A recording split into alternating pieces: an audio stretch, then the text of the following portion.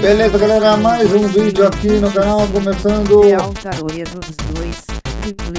segundo evento da Gamescom da IGN, Otherworld, entre outros jogos serão do nosso feed. Lembrando, teremos muita coisa acontecendo. Na semana também teremos evento do Xbox, o segundo evento da semana. Também teremos hoje viagem inteira. A amada Maria Natália Gabilotti está indo a uma cidadezinha onde ela mora, para ir levar um pouco de comida e roupa para as pessoas da ajuda de proteção, e ela é amiga do dono, né? Então ela vai levar música e também levar comida e roupa para lá. E também, dia 1º, estreia Amar uma Decisão aqui no canal.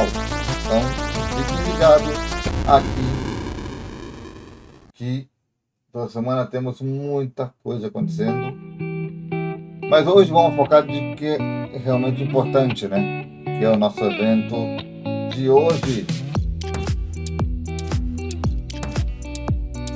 E eu focado no dia 2. E lembrando, né, temos o dia 3, que vai ser focado nos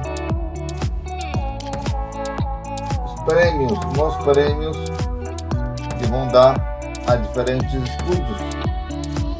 Então, amanhã temos já configurado para vocês esse dia, para vocês terem uma ideia do que vai acontecer aqui no canal.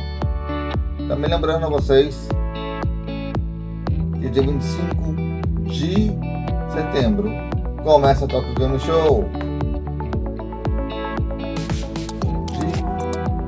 Direto, nós vamos fazer evento aqui para vocês da Tokyo Game Show.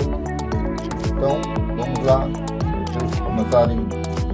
Controle deslizante de busca deslizante. Faltam 34 minutos 42 seconds off 9 hours 29 minutos 45 seconds. Lembrando todos vocês que vamos seguir 57 minutos 29 até seconds off 9 hours 29 minutos 45. Gamescom now. Já. While you're there, make your voice count in the Gamescom Award. Vai lá no meu Vote for áudio the aí. most exciting games, groundbreaking products, and jaw-dropping innovations presented here at Tudo Gamescom. cabeça de... Do you remember our incredible friends and gaming experts from IGN? Of course, they're back, hosting full days of Gamescom Studio live streams on Twitch and YouTube. Oh hey, AP, crashing the party. You'll find our all-time favorite RPG Gamescom epics on our website. Join the community and grab your loot. Now moving on to something that is very important to us, our initiative Gamescom Cares. We want to shine a light on social and environmental responsibility. In order to reduce emissions, Gamescom runs on 100% renewable energy. Just as important, accessibility is key for us. Gamescom should be a safe, inclusive space for everyone. Speaking of inclusive spaces, the Gamescom City Festival is taking over city live music, awesome shows, and all kinds of fun. Did we mention? Entry to the City Festival is free for everyone. Aí tá melhor. Welcome to the playground. Welcome to Gamescom. Agora tá bom. Dá pra ouvir bem a tua voz agora. Agora tá bom, né? Tá bom, tá bom. Tá bom, dá pra te ouvir bem agora. Tava muito alta a transmissão. Tava no máximo. É que tinha tirado o som, tirado o som. Aqui, tu tá configurando já. Não, você Tá tirou bom, o áudio daqui do YouTube. Rapaz, que coisa, tá, mano. Like Hollow Knight. Quando você entrar, quando você entrar em uma live, sempre você vai precisar ir no canal do YouTube e regular pelo canal do YouTube a altura do volume. Sempre. Entendeu? Qualquer live que você abrir, tu vai lá e regula o volume pelo canal do YouTube. Não pelo Adobe. O Adobe tá configurado certinho já. Você tinha tirado o som do YouTube aqui. É. Você mexeu aqui e tirou o som. Beleza, então. Tô comendo agora aqui que eu quero ver umas besteirinhas aqui. Remember, this is just day 2 of 5, so be sure to join us Vai tomorrow comer for the também? Gamescom Award Show. We celebrate the best games of the year. We'll be back on Saturday with more gameplay demos and developer walkthroughs. And then on Sunday, we've got some brand new, very special Gamescom Studio editions of IGN shows like Nintendo Voice Chat and Next Gen Console Watch. And be sure to check out the official Gamescom Steam event, where you can show some love to developers by wishlisting all the games featured here on Gamescom Studio and lots more. Right now, let's check in with Brian out on the balcony. What's going on out there? Oh, hi there. Gamescom 2025 might be the biggest and best the show has ever been, and we've got tons of exciting new games to show you. In just a bit, we're checking in on the Hollow Knight Silksong, the long-awaited game that we've actually finally played. That's right, it's real and it's awesome. After that, we're talking Crimson Desert, which I'm very excited for, not to be confused with Crimson Dessert, which I believe would be something like a red velvet cake. Also not to be confused with the red velvet cake, which is probably a costume you can unlock in Crimson Desert. See what I did there? I brought it full circle, baby. After that, we're taking the upcoming Indiana Jones and the Great Circle DLC, The Order of Giants. Then we're getting weird and wild with the Outer Worlds too. See, isn't Gamescom 2025 amazing? It is. You don't have to answer that. Hey, Jada Griffin here from IGN. We're at Gamescom 2025. Coming up in the stream, we're talking to the Deadpool VR devs and seeing if they're going to win that Golden Chimichanga Award for the most violent VR game ever. We've also got more information on Borderlands 4. And I see all you out there typing in chat, all the hopefuls. We finally got hands-on with Hollow Knight Silksong. All that and much, much more on the way.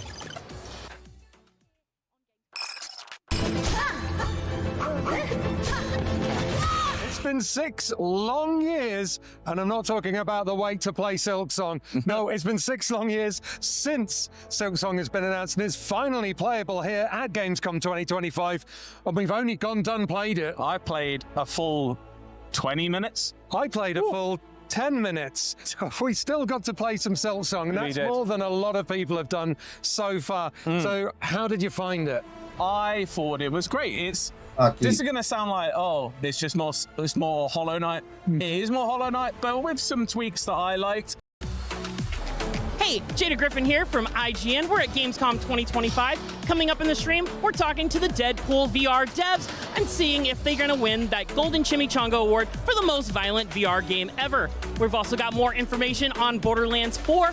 And I see all you out there typing in chat, all the hopefuls. We finally got hands-on with Hollow Knight Silksong.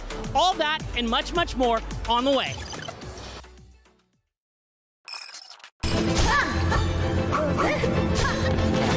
It's been 6 long years, and I'm not talking about the wait to play Silksong. No, it's been 6 long years since Silksong has been announced and is finally playable here at Gamescom 2025. And we've only done played it. I played a full 20 minutes. I played a full 10 minutes. We still got to play some Silksong, and that's more than a lot of people have done so far. So how did you find it? I thought it was great. This is going to sound like, oh, it's more Hollow Knight. It is more Hollow Knight, but with some tweaks that I liked. I really liked the first game, but I feel like this one, from the very small amount I paid, maybe could edge it. Thanks to some tweaks that I like to see from some action games. Like, I like it when they encourage aggression, and that's what Hollow Knight did in the first place. It encouraged you to hit, to get health back. And this one kind of takes that to the next level, I think, and really does kind of, encourage quick attacking play. And that's what I like to see from the combat game. Combat of this game is only really half it, because what I really love about Hollow Knight is exploring and just how beautiful the game is to just wander around in with that music. And yeah, did you cry at all, Ian, playing the game? I cried, but only because the boss I was fighting kicked my my butt multiple times. Because the thing with this demo is there are 2 sections you can choose from. It's Moss Grove, and Deep Docks. And Deep Docks. Now, Moss Grove is the easy one to play play, and Deep Docks is the hard one to play. I chose the hard one, which was a massive mistake, because I actually haven't played Hollow Knight since it released. So all my Hollow Knight muscle memory had completely gone. Deep Docks is a nice maze-like level with some really cool noises, echoing bells and crunching, exploding rocks as you hit them. It's very atmospheric, and the exploration part is really cool. I found some nice secret areas, a little bit with some lore that I didn't understand, which will probably, YouTube lore junkies will love to unpack when they play it. But as soon as I got to the boss fight, which was with a character called Lace, which was about the same size as Hornet. I was just brutalized over and over again, and I could feel the eyes of people behind me who were queuing for like an hour on my back, just like, this guy's terrible. It nearly drove me to tears. Yeah, I gave it one go, saved myself the embarrassment. But Lace is cool, really cool design. Like you said, like Hornet, like balletic movements, really like flurries of combo attacks, and very quick.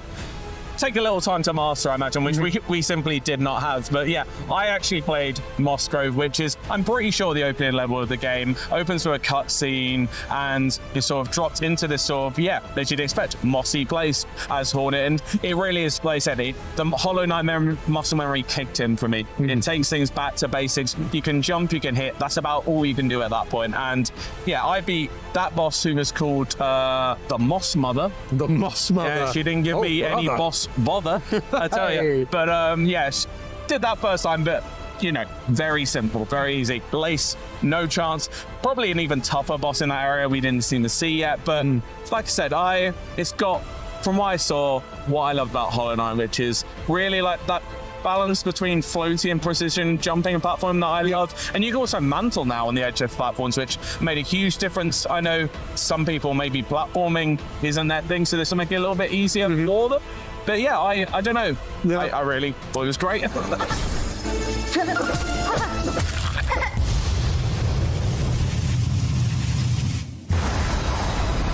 Yeah, I thought Hornet controlled really well, slightly differently to the Knight. A bit floatier, I think, and also like kind of double the size. I don't know whether, like, if double the size is the right size, but I only ever played Hollow Knight in handheld mode on the Switch. I get that. So to play on the big screen, Hornet felt like a much bigger character. I feel like it's an interesting coincidence to almost, like I said, this game feels like you're on the front foot more, and that kind of builds into that visual design.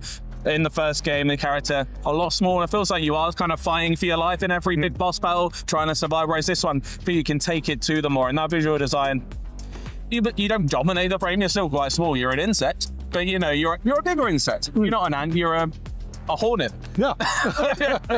That's what you are. Yeah. But you also have like some new attacks. There's like a kunai throw you could do, right? And I like doing that a lot because put me out of harm's way, but also I like that it's now divorced from the health meter. You don't have to, in the first time you had to choose, am I going to heal or am I going to use the force power ability, something like that. And in this one, you can just heal, not whenever you want, you do need to build that white bar to full in order to heal, but it does heal you completely, which is nice.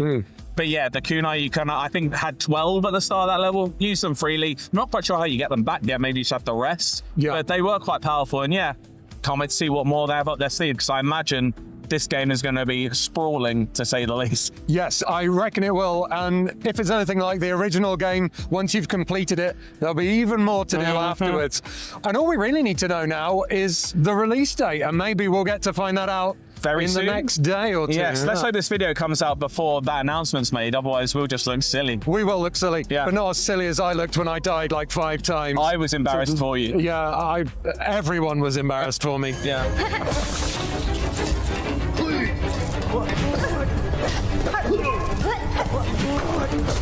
So I'm quite interested to know why you chose Moss Grove over like the Deep Docks. I like green. You like green? I kind of, I thought it was on the left hand of the screen. That must be the one to do first. Yeah, so I thought, fair enough. No, and I was intrigued, but I felt like actually in the queue, because we were queuing for a good hour to play this game.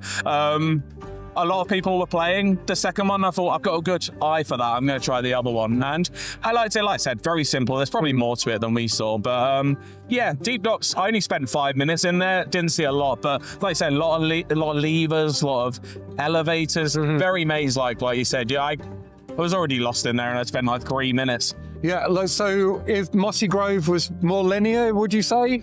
Yeah, it seemed that way. Not as many secrets hiding, maybe. It felt like a tutorial area, whereas Deep Docks, they probably go deep.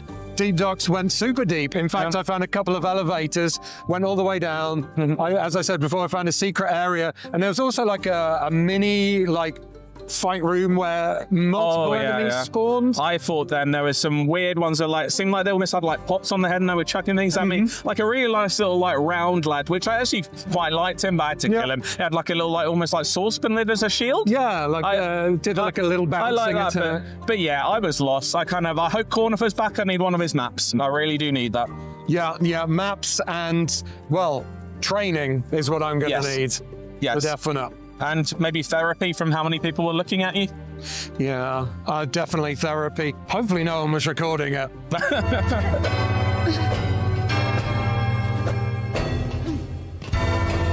And that's basically everything we experienced during our short time with Hollow Knight Silksong. But if you yourselves are coming along to Gamescom 2025 and want to play Silksong for yourselves, well, good luck. It's a long wait, so perhaps bring a chair. If you want to find out more about Hollow Knight Silksong, stay tuned to IGN.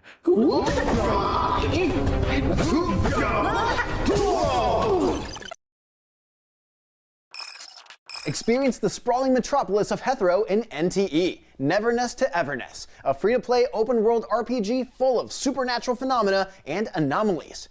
As a member of the Bureau of Anomaly Control, you'll use your Esper abilities to traverse the skylines and streets in search of enemies interrupting day-to-day life.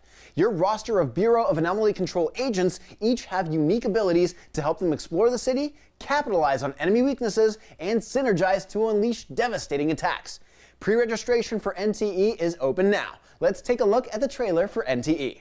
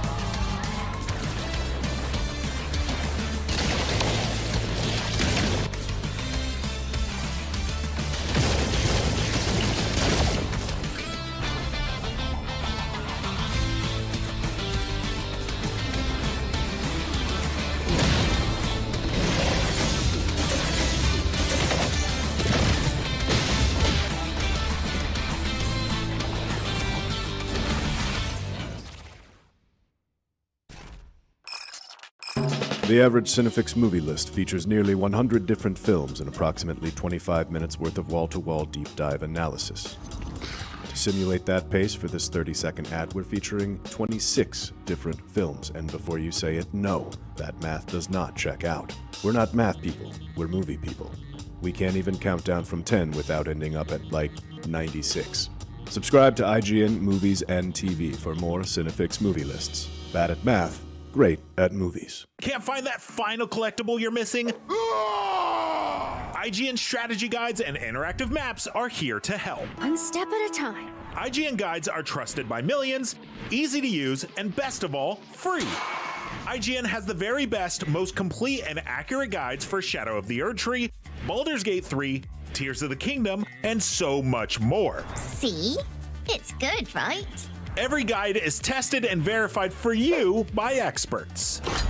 Just search for IGN when you search for guides.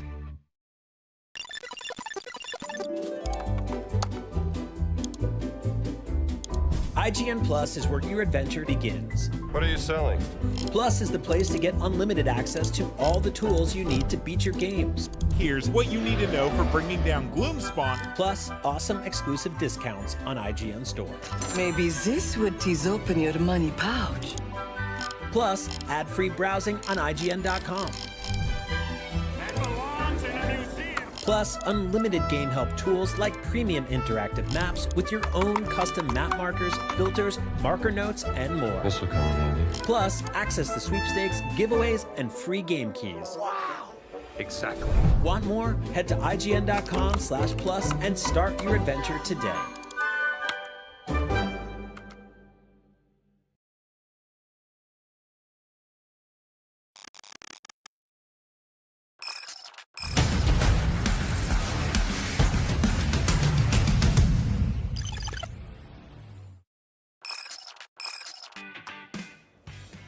You are watching Gamescom Studio on IGN. It has been more than half a decade since Crimson Desert was first revealed, but next year players will finally get to set foot in the realm of Pywell in this epic-looking single-player RPG. Here to tell us what's in store, Leapy Park and Will Powers from Pearl Abyss. Welcome. Thank you, Max. Okay, so this is a beautiful-looking game. I think a lot of people were blown away by that initial reveal. At Gamescom, you're showing off this game in action properly, and it looks really fun. I want to know what's going on in this world and what's at stake here. Who are we? What are we doing? Well, let's start by talking about what we're doing at Gamescom. Libby built the booth with her own 2 hands, so... Yes, I did it. Alone, all by myself. Jokes, yes. Yeah, so the concept of the booth itself, if I start with our booth design, it was heavily inspired by the actual castle that exists within the builds we are showing at the Gamescom this year. So this is the castle that you are actually going to have this final boss within the build. Final boss combat.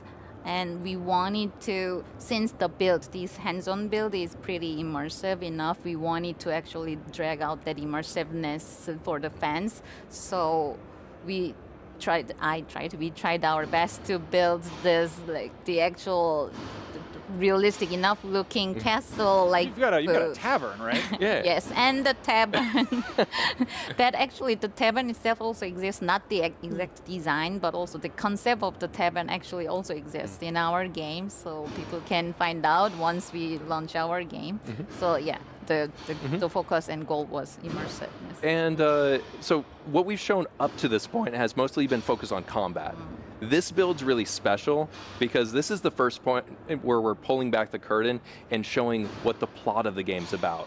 You're getting your first chance to see the open world and kind of roam around in it. And players are seeing this for the first time. And what's so cool, you said the game's beautiful. Thank you, by the way. But everything you see is explorable.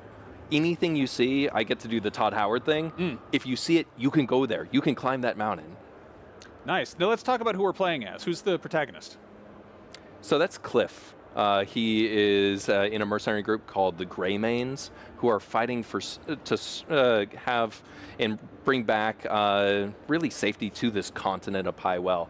They're in a struggle against an opposing faction called the Drunken Black Bears. Okay, that sounds like a formidable foe, inebriated Ursine.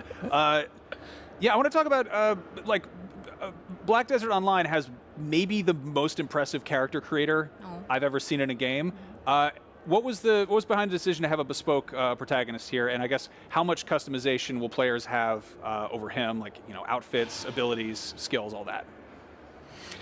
So, thank you, by the way. Black Desert, award-winning character creator, and I think that's one of the reasons why we're not calling this an RPG.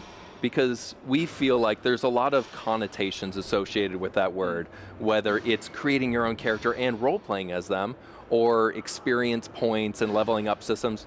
Those aren't in this game. Oh, okay. So that's why we're not calling it an RPG, we're calling it an open-world action-adventure game, but there is still a lot of customization that players can have over Cliff. Not just cosmetically, as well as stat points over his armor and how he looks, but also in kind of how they play as their character. Whether you're leveling a skill tree in a certain direction that's aligned with your melee combat or your magic focus or your defensive-minded gameplay, you can really make the play style adapt to how you want to play. Cool. Now, I want to talk about traversal, because obviously a big part of an open world game is just getting around it. And there's some really, just a second ago, he turned into something bird-shaped, I guess, and was flying. Crow's wings. Tell us about that. Tell us about the different ways you can get around, different mounts, different means of moving. So traversal is very important in an open world sprawling continent like this. We call it the continent of Highwell because it's so massive. There's a couple really cool things. Obviously, you can run around on foot and see all the details of the world. Horseback, there's wyvern riding, there are dragons in the game that you can fly around in this large aerial abyss. There's even cool ways where you can take magic, bend trees, and like Looney Tunes, you can launch yourself from the tree into the air, soar through it, and get to the next destination with your wings that are magic imbued. We're not going to go into how you get those wings, but there's magic in the game, so use your imagination. I like magic. That's fun. Now we've seen some things in the trailer. There's these like almost Tears of the Kingdom style sky islands that look almost like sort of puzzle spaces. Can you talk a little bit about those and how they come into play? The Abyss. The Abyss. Yes, the aerial abyss. Again, we're trying not to talk too much about story because we don't want to do a lot of spoilers. We want people to play the game and get excited about that. The plot's going to be a central pivotal thing, but there are going to be puzzles, things that you're trying to put together around these artifacts and magic within the world. And those sky islands, as you call them, or the abyss, is going to be a pivotal central part of that. So you saw, and actually you've seen in previous B-roll, diving off the abyss and into the world. We're actually showing that as part of the Gamescom demo. That's how we end our tutorial, and players experience that before they start the demo. Oh, that's fun. Now let's talk a little bit about exploration, because you mentioned being able to climb that mountain over there. A big part of that is exploration is great, but that can, without any kind of goal, just be wandering around. What's out there for people to discover? What is sort of hidden in the world? We took a lot of inspiration in the open world and the building of that open world from our experience as a developer. I think, Libby, you can talk about that because you worked on Black Desert when it launched. Can I use Black Desert as an example? Yeah. So, we have enough experience with open world, obviously, and there are so many, still huge community that loves, exploring over, combats, that stressful combats and such. So also, our developers tend to develop the game they wanted to play, genuinely wanted to play. That's the adorable point of them. So they really love to hide all those cute elements and all those details in the world. So throughout the world in Black Desert, for now I can say, there are so many hidden chest boxes and all those different elements. Even per region, you can get different type of fish, different type of meat, different type of collectible minerals and everything. So we wanted to create those realistic but still interesting enough, unique parts into the world, so you can actually find the village or the area that you definitely more immersed into, and set your home camp within that region, etc. So it won't be exactly same for Crimson Desert, but since we shared this vision or this interest in games, so we will definitely hit a lot of surprises throughout the massive land world. Yeah, okay. Even though obviously the genres are very different between MMO and single player action adventure, the living, breathing open world and how the developers have the experience crafting that experience is going to directly translate in how they're building this open world. Got it. I guess I'm curious. Again, I was at a glance. You see a sword and board third-person game, and it's it looks like an RPG. Au contraire, right? Sir. Yeah, and I'm getting that. But how is the sort of difficulty scaling? If you do have high-level enemies out there, are they even high-level enemies, or are they just hard? Are they? So, I get very defensive when someone says this is a very hard game. It's not. What they're experiencing, and this is a hard game to demo because what we're showing is a chapter of the game, and it's not the first chapter. Mm-hmm. So we're giving people 5 minutes of tutorial to ramp up into several hours into the game. So there's a very steep learning curve for this demo. Right. And you're throwing them in the deep end. Basically. Right, exactly. But we see that after an hour of gameplay, which is what we're showing here, their skill level has increased. So there's a very high skill curve, but there's a very high skill ceiling because the QA team have become masters of this game with tens and tens of hours of experience. They always show me something I didn't even know existed in the game, and I'm always amazed by how masterful they are. When I start the game, can I just wander off in any direction? Yes. Yeah? I mean, I just like theoretically, yes, in an open world. There's always a question of how do we deal with, oh, then I'll just go to the final boss. In an open world, you activate instances. So you activate boss fights, and those activations aren't eligible until you've met their prerequisites. So whether it's the time of day or something, we've shown this in our boss fight build, where you go to a certain place and then you wait. There's a prompt. If you haven't had those prerequisites, then that prompt isn't there. So you can't just zoom to the end. Gotcha. But in terms of the open world, I mean, up to a certain extent, you can explore it. Again, we haven't revealed the scope and scale of everything yet, but it is an open world. What are your personal favorite details in this game? Like, what is like one little thing that you just want to make everyone pay attention to? I need more time. You need more time. There's so many things. I really, really love, and this, I promise this isn't a cop-out answer. We've demoed this game so many times for so many people, and because of the way that the technology and our proprietary engine works that we built this game upon, every time you load into it, the weather, the temperature, everything is different. And those aren't just cosmetic details. If you see on the bottom left of the screen, that temperature, if you start this demo on the top of a mountain, if that's under 0 degrees Celsius, you start seeing breath come out. You zoom in and you can see Cliff's breath. Frost starts developing on his beard. There are certain of those elements, I'm not going to tell you right now, that affect gameplay. So it's really cool and extremely hard to demo when every time you load into the game it's different.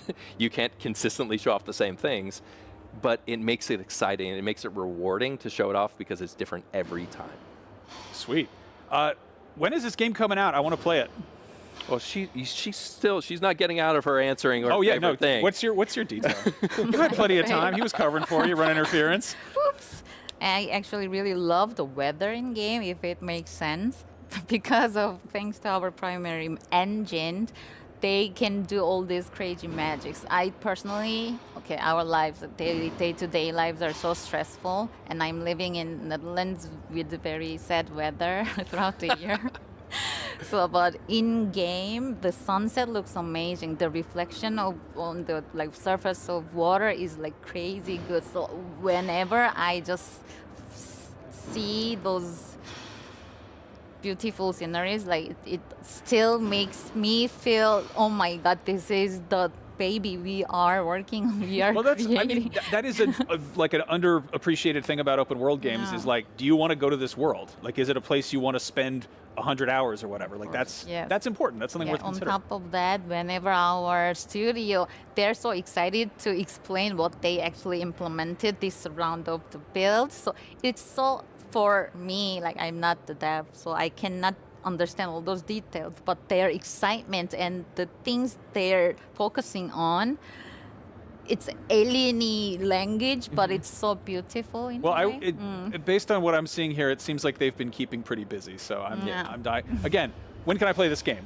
Do we have a... Yes, we do have a release window. Okay. So Crimson Desert, you will be able to play it in Q1 2026, available on PC, natively on Mac, as well as on console, PS5, and Xbox Series X and S. Perfect. That is just in time for my seasonal affective disorder. Crimson Desert, hitting PS5, Xbox Series, and PC, and Mac early next year, but right now there's more Gamescom Studio on IGN coming up. Stick around.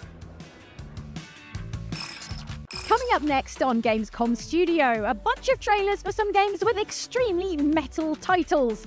The horror visual novel No, I'm Not a Human, a low-poly Souls-like Prison of Husks, and spooky-looking first-person adventure Karamara Beneath the Forlorn Limbs. Take a look.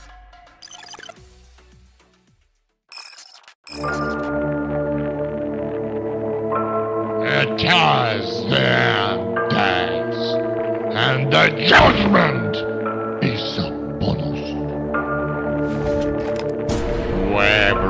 ravage the earth for meaningless profit. We wallow in empty hedonism. We spill blood for pointless reasons.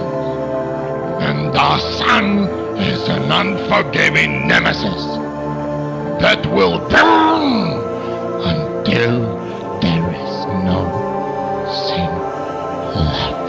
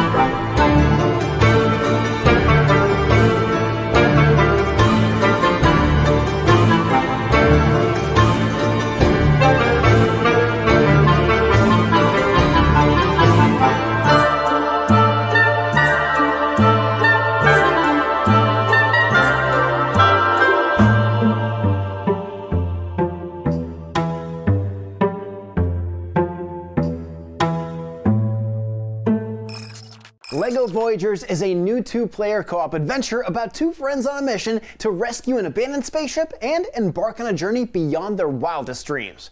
Experience life as a Lego brick. Tumble, jump, snap together, and build your way through rich brick worlds in this poetic, non-verbal narrative set in beautiful brick-built environments supported by an atmospheric soundtrack. Invite a friend to your adventure for free with the Friends Pass. As long as one of you owns LEGO Voyagers, you can both experience the full co-op experience together. Let's take a look.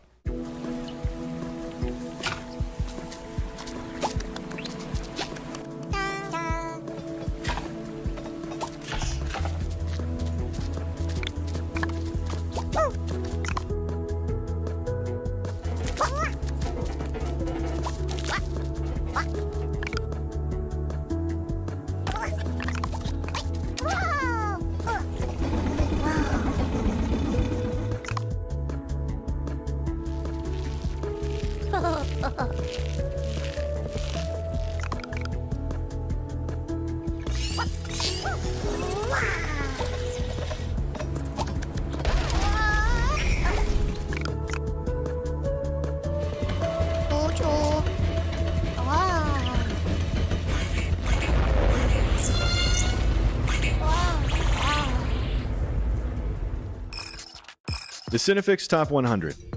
A list so secretive even we don't know what movies are on it or where they rank. What do you mean you don't know? Each episode will reveal one of the movies. Did I rush it? Felt like I rushed. That was good. I liked it. Talk about why it belongs and finally find out where it ranks. Are you not entertained? Are any of the movies we've shown here even on the list? I have no idea, and it drives me crazy. Join us as we find out on Cinefix, IGN, and wherever you get your podcasts. Why so serious? Catch up on all your favorite shows with up-to-the-minute gaming and entertainment news with Geek Media Podcasts. Welcome to a very special episode of IGN Game Scoop. Game Scoop has you covered for all things gaming and the latest game releases.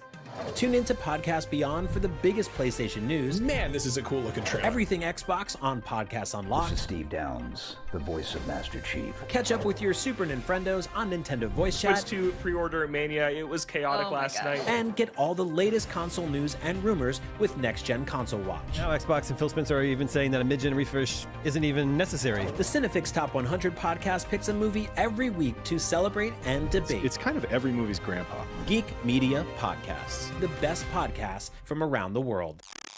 IGN Playlist is the best way to track your game collection. Now you can even import your entire Steam library to Playlist, making it easier than ever to review games, show off your collection of the world, and finally chip away at that massive backlog you keep meaning to get to. IGN Playlist, check it out.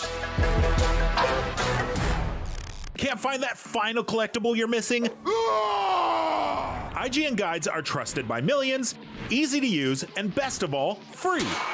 IGN has the very best, most complete and accurate guides for Shadow of the Erdtree, Baldur's Gate 3, Tears of the Kingdom, and so much more. It's good, right? Every guide is tested and verified for you by experts. Just search for IGN when you search for guides. Oh, I'm here at the Borderlands 4 booth at Gamescom 2025. I'm not sure how that happened, but hey, while I'm here, might as well check it out.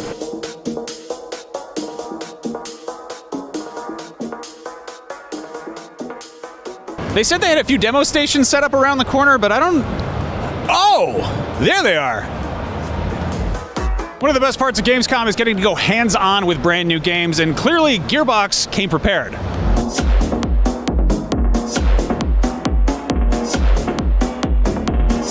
In Borderlands 4, you'll step into the boots of one of 4 Vault Hunters, badass mercenaries on the hunt for alien vaults across the planet of Kairos. Reporting for duty, boss. Wield outrageous guns and unleash devastating abilities as you team up with up to 3 other players to loot, shoot, and uncover ancient secrets. Each Vault Hunter class features a unique playstyle and grants access to one of 3 powerful action skills. Let's meet the crew.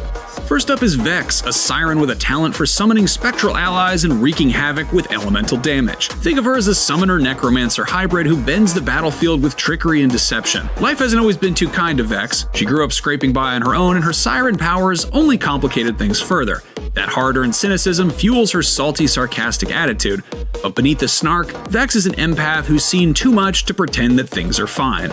She may be a pessimist, but when it comes to taking down oppressors or helping someone who's hurting, she'll be the first to throw hands and hellfire. Then there's Rafa, an agile exosuit soldier who's always on the move, and for good reason. Born in microgravity, Rafa's body developed with fragile bones and low muscle mass, making life outside that environment nearly impossible. His way out?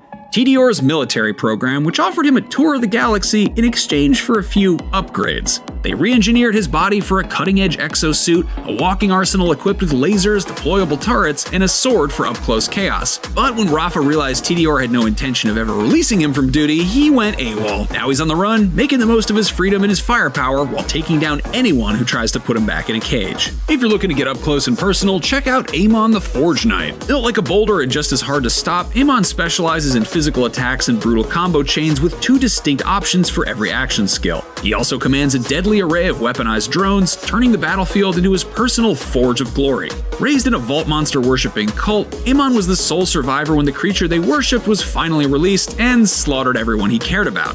Now, he's on a lifelong mission to hunt down and destroy as many of these beasts as he can, using his arsenal of drones that form medieval weapons like swords, axes, whips, and spears. Despite his tragic past and imposing presence, Amon is a warrior poet at heart, introspective, unflinching, and full of warm advice and wild stories for anyone who's willing to listen. Finally, meet Harlow, a former Malawan combat scientist turned Vault Hunter with a serious obsession for figuring out how everything works. As a Gravatar, she brings experimental tech and gadgets into the fray, using cutting-edge tools to manipulate enemy positions and control the battlefield. Her curiosity once made her an outcast among her Trant relatives, but now it's her greatest weapon. Harlow is pure science in motion, brilliant, inventive, and bursting with life. Whether she's reverse engineering a new piece of gear or tossing enemies around with gravity explosions, her spirit and grin can't be beat. Whether you're summoning spectral allies, piloting an exosuit, charging into battle, or hacking space-time itself with experimental gadgets, Borderlands 4 has a Vault Hunter for you. You can check them all out for yourself when Borderlands 4 hits PC, PlayStation 5, and Xbox Series X and S on September 12th, and Nintendo Switch 2 on October 3rd.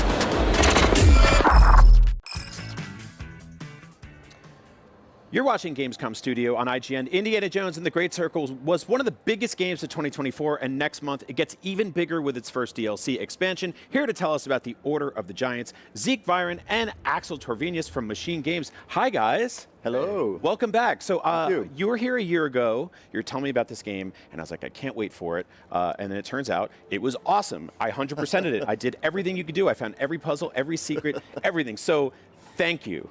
Yeah, thank you. Yeah, thank you for making one of my favorite games of last year. Cool. What's new with the DLC? Well, there are a lot of new things with the DLC.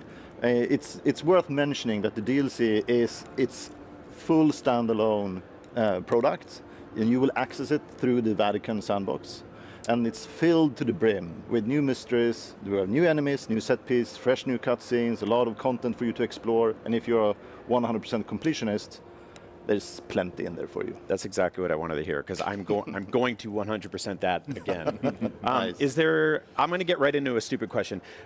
Is there any really dumb new thing that I can hit a bad guy in the head with? Wait, how many dumb things are there? Yeah, there's a lot of dumb things that you can hit a bad guy in the head with. One of the joke objects off the top of my head I can't think of one, but we have some really nice new clubs, and yeah. I think we made a couple variations of new candlesticks that should break as well. I love that. I was like laughing hysterically every time I threw fruit at somebody or hit them in the head with a broom. It was a good time. You got to see tons of players play the original game. What was it like watching people connect with this game? What was like sort of the most surprising thing that you took away watching players connect with it? So many things. I mean, first of all, an amazing experience just to be able to get the game out and then see the reception that we got from the community and all the fans out in the world. And I do think that one of the things that we love the most is that players got it. You know, the game that we wanted to do that sometimes allows the player and the pacing to slow down. That was something the player base absolutely got into. And we see a lot of comments how people love the fact that in certain sections of the game you just walk around with a torch and looking for clues. Yeah. And that's perfectly fine until next around the corner you have some, hard-hitting action moment with enemies or a set piece. And that balance, that was important for us to hit, and it feels really good that it landed well with the fan base as well. Yeah, we watched some people playing the DLC yesterday, and it was so nice just to see them taking their time and just going up with a lighter and like lighting up things and just like paying attention to the detail. And yeah. I really like that the spaces are still, like throughout the DLC, we're still going for this whole approach of like, we want every space to like just be its reward in itself, just to be in there and to look at all the beautiful lighting and the set dressing. It became a thing I think a lot of people connected with, but the first time, and it's a first-person game, but the first time you see your shadow in a tomb or something like that, it just like took my breath away. So yeah, again, thank you for making an awesome Indiana Jones game. Tell me about the sort of balance between puzzles, combat, exploration, all that in the Order of Giants DLC. I mean, we did do basically an analysis of the main game. We looked at what things did work really well and what were the things that we were the most proud of, and then basically did like a distilled version of the main game, but a smaller version. So everything is represented in there in terms of cutscene, set piece, boss fight, new enemies, new weapons, new mechanics. And there are a lot of things from the game mechanic side of things as well in terms of like how we balance that with like visuals and narrative, of course. Yeah, I think one of the things is like, I think it really emboldened us. Like we're still taking risk. Like, okay, we know that people like platforming. Let's make the best, longest, most over-the-top platforming sections we can. And I think you'll see early on in the DLC we have a really nice, long, huge cavern that you're able to explore and climb up ropes and all sorts of moving mechanisms. And I think it's the most ambitious thing we've done in terms of a traversal section in Indiana Jones, and that's coming from straight off a base game, going into developing this, and like designers like being really, really like excited about, oh, this is something I've always wanted to do like for years, and now I get the opportunity to just like knock it out of the park. I mean, and like for gamers, like we know, like first-person platforming, historically, not always the greatest experience, right? Like there's a few games that really got it right, and you guys made one of them. So again, thank you for that. Was there anything from the movies that has like inspired the Order of Giants specifically? Was there anything you pulled from that source material? So much of that made it into the base game, obviously, but was there anything like any scenes or moments or anything like that from classic indie that made its way here? The main source of inspiration has always been Raiders of the Lost Ark. That's where we've been looking to get closest to with the main game. And since the DLC is this continuation to some extent in the theme of the main game, this is a very heavy narrative, story-driven DLC. So it has the same set of sources for inspiration. This really feels like an extension of the main games. If you loved The Great Circle, you'll love the DLC. Awesome. Why did you decide to set the DLC like within the events of the main game rather than continuing after the credits? Primarily due to story reasons. I don't want to give away too much spoilers, but there are story reasons in the Order of Giants that makes it makes sense. It makes perfect sense to have it within the Vatican. It's connected to the tribe of giants and the myth of the Nephilims and how that's interconnected with Vatican and Rome, because we do go to Rome in this DLC. And that also ties in very nicely with the overarching story of the Great Circle. Sweet. Yeah, I think you'll also see, like in the way that we present the notes and the different collectibles you see, that it will draw to foreshadow events in the future or harken back to other stuff in the Vatican. It's like it all goes into your journal, and at the end of the game, you know, this will be another part of that long journey and that like overarching like lure that you want to uncover. No, I really love that tangible element of like flipping through a book and stuff like that. It reminded me of like being a kid and scribbling notes while playing like a RPG or something. So yeah, that was awesome. There's a post-credit thing in the base game that I found. Do you intend to pay that off at some point? Is that going to be worked into this? I mean, we can say as much as the DLC is a confined chapter of its own, so it's not affecting anything in main campaign to that large extent. We do have a couple of new ability books in the DLC, and obviously if you play the DLC and continue to play the main game, you'll still have those. But we do not alter the ending of the main game due to the events in the DLC. Got it. The DLC is its own adventure, even though it's tightly connected and has this seamless transition between main game. What's sort of something that, without spoiling too much, that you're excited for, like players to find in this DLC? Because there are people like me that did everything there is to do, and we want more. So what's like the one thing you're like, oh, the hardcore obsessed 100% players, I can't wait for this. I think I'm seeing on the B-roll now. I want to see them do this fight sequence actually. This is one of my favorite areas in the game where they're pushing people down into the hole.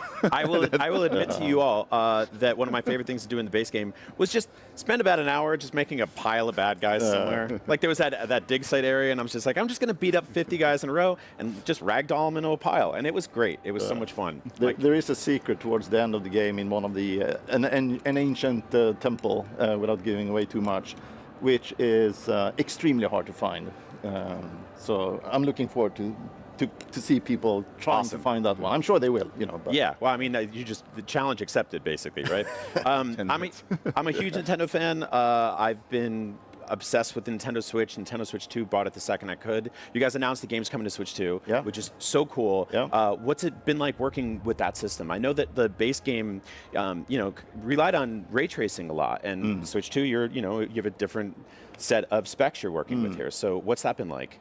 It's a lot of hard work for the engineers, that's for sure. And I mean, we are extremely excited to be able to have the opportunity to get out on Switch 2. That will be amazing. But yeah, there is obviously it comes with its own sets of challenges to make sure this magnitude of a game fits into that platform. But it's exciting work, and it's going really well. Did you ever consider motion control whipping with the Joy-Cons? Oh, that I can't answer. It just popped in my head. I just imagined doing that on an airplane and people being like, please stop. Yeah. Do you plan to include all the DLC with the Switch 2 version of the game when it releases? Oh, awesome. It's very, very cool. Anything else you'd like to say about Order of Giants? I know people are excited for this, so. Yeah, I think there are two things maybe. I mean, our love and passion for the IP and for the character has really carried through to the DLC. The DLC is not in any way like a subpar in quality at all. To some extent, there are sections within the DLC that is even of higher quality than the main game. And it's also, I think we've undergone a huge achievement from the engineers and a lot of the design team to actually make sure that it was possible to have the DLC set up in the way that we have at the moment. It was not an easy thing to splice in this amount of content into the already existing save states for people, So it was a huge achievement from the engineering side and the design team. Yeah, just from the start of development on it, there was a lot of technical hurdles to get into it. But everybody really worked super duper hard, and it's been pretty smooth sailing after that initial bumpy part. I think people knew that Machine Games and Indiana Jones working together would be like a match made in heaven. I don't think people knew just how well that would come together. Cool. Obviously, people were apprehensive. They're like, I want to see Indiana Jones the whole time, and it's like, no, you can be him instead. That's better. What does the future of Machine Games and Indiana Jones look like? Is this a world you guys want to play in for a long time? I mean, we love Indiana Jones, that's for sure. And I do think that one thing that has been very rewarding internally is to see when the team has been working for this project for so many years, that there was still love and passion in the core of our heart to still crank out a high quality DLC. When it comes to the future, right now we're very much focused on, making sure that on the 4th of September, everything goes smooth. And then obviously the work that we're doing towards Switch 2, making sure that will be high quality as well. So that's the current focus. Yeah. And we are excited, that's for sure. I mean, throughout development, Indiana Jones has been such a, I won't say it's easy, but it provides such good guidance. It's like you're trying to get someone to do that punch to be in the face, and it's like, oh, that doesn't feel like Indy. They need to wobble backwards and fall over something, or they need to make a dumb face when you hit them. Or got a little slapstick to it. Yeah. Or we should put a fly swatter because that's the thing you want to pick up in the last second. Oh crap! Now I have to fight with this, and I think that continues to be super fun to work with. Yeah. Well, thank you both for making my favorite Indiana Jones game. And yeah, selfishly, I hope you get to keep playing in this world for a long time. In the meantime, DLC is going to be awesome. I can't wait for it. So thank you guys. Yeah, thank you. You don't have to wait too long for the Order of Giants because it hits Xbox Series, PS5, and PC on September 4th, and it'll be on Switch 2 next year. But to hold you over until then, there's tons more Gamescom Studio on IGN coming up. So hey, don't go anywhere. Hey you! Looking for a way to wear your fandom with pride? The IGN store is the ultimate destination for awesome merch and collectibles from the biggest games, movies, shows, and everything in between. Cruise the wasteland in style with a Vault Dweller hoodie and replica Pip-Boy. Kick back and relax to some of the best game soundtracks ever pressed on limited edition vinyl. Or level up your whole wardrobe with a massive selection of officially licensed apparel.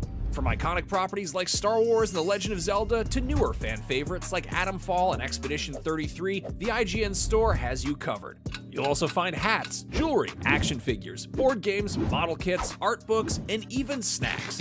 Whatever you're into, you're bound to find something. See for yourself and head to store.ign.com today. Catch up on all your favorite shows with up-to-the-minute gaming and entertainment news with Geek Media Podcasts. Welcome to a very special episode of IGN Game Scoop. Game Scoop has you covered for all things gaming and the latest game releases. Tune into Podcast Beyond for the biggest PlayStation news. Man, this is a cool looking trailer. Everything Xbox on Podcasts Unlocked. This is Steve Downes, the voice of Master Chief. Catch up with your Super Nintendos on Nintendo Voice Chat. Switch 2 pre-order mania. It was chaotic last night. And get all the latest console news and rumors with Next Gen Console Watch. Now Xbox and Phil Spencer are even saying that a mid-gen refresh isn't even necessary. The Cinefix Top 100 podcast picks a movie every week to celebrate and debate. It's kind of every movie's grandpa. Geek Media Podcasts, the best podcasts from around the world. The Cinefix Top 100. A list so secretive even we don't know what movies are on it or where they rank. What do you mean you don't know? Each episode will reveal one of the movies. Did I rush it? Felt like I rushed. That was good. I liked it. Talk about why it belongs and finally find out where it ranks. Are you not entertained? Are any of the movies we've shown here even on the list? I have no idea, and it drives me crazy. Join us as we find out on Cinefix, IGN, and wherever you get your podcasts. Why so serious?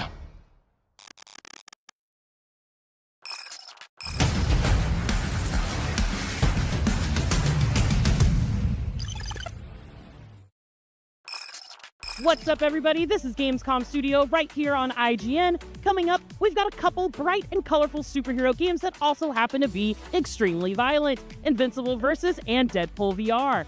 After that, things are getting dystopian in the 2.5D cyberpunk platformer Replaced, but right now, it's time for The Outer Worlds 2. Check it out.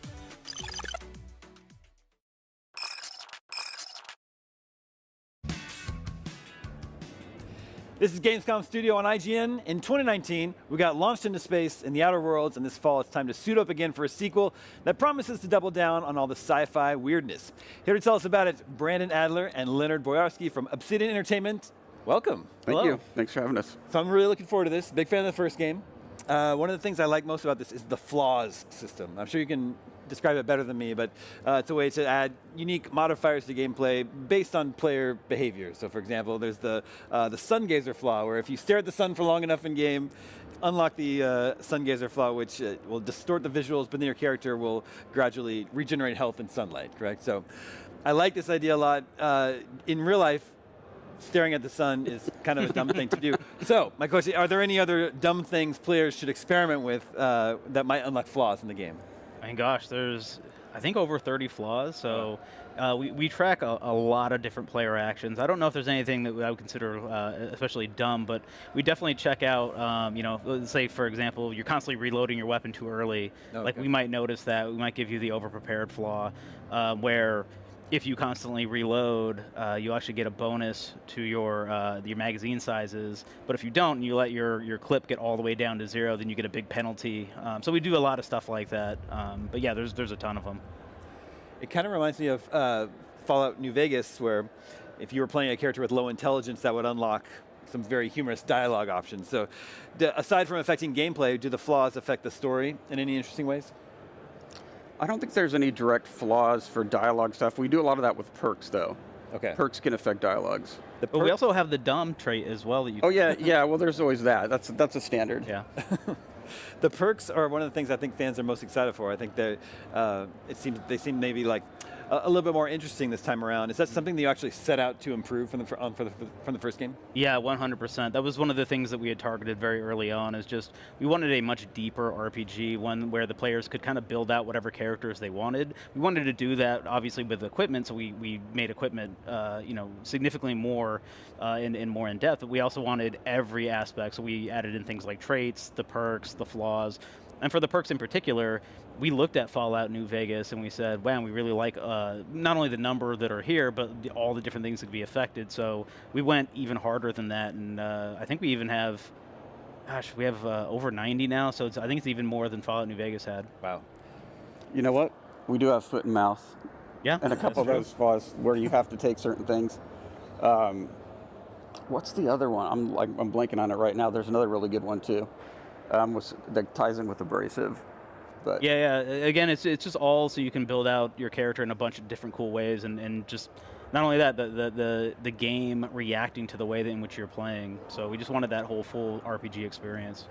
I like the serial killer perk, which is where humans you kill will drop their hearts, and you get a bonus to your max health for each one. Yeah, our design director Matt Singh, that's his favorite, man. He goes around and he's just a pure psychopath. I like the ability to play as a real sicko in the game. So that's my next question. Can you kill every NPC in the game? Yes. Yeah. And then on the flip side, can you do a pacifist run? Kill nobody. I don't think you can do that. You can get other people to do your killing for you. Okay. I think there's ways through that you can avoid a lot of killing. We didn't put in a specific pacifist playthrough path. Yeah, the people that have done almost pure pacifists have almost gotten all the way through without killing people. But there are a few key fights where something has to happen. And so again, like Leonard's saying, you could have other people maybe do that for you. Sure. And so if you consider that pacifist, then yeah, you can do a pacifist run. So RPG players love when their choices have major consequences. They love when these consequences are actually visible in the world. So I know it's hard to discuss, no spoilers, but will we see any of that in Outer Worlds 2? Yes, quite a few. One of the things that we wanted to do a lot more in this game was have a lot more longer term reactivity as well as more spectacular reactivity, which of course is all due to time and money. And we had more of each this time around, so we really wanted to kind of have a couple instances where you did some really dramatic things, or your choices led to some really dramatic things. Yeah, if that's what you're looking for as a player, you're going to be happy with The Outer Worlds 2. Nice. Depending on who you ask, one of the nice things about The Outer Worlds 1 is that you can beat it in a couple weekends.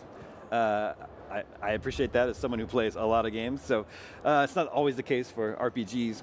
So this time around, can we expect the campaign to be around the same length as the first game, or did you try to go bigger this time? We went a lot bigger this time, but I do believe I haven't tested this out myself. You can just do the main story arc, and it's a lot smaller. Yeah. We're not forcing you to do a lot of extra content. Obviously, you have to get yourself to a certain level to do certain types of content, but we're not gating you from like just really pursuing the main story arc if that's what you want to do. But we wanted out a ton of exploration and rewards for exploring this time around.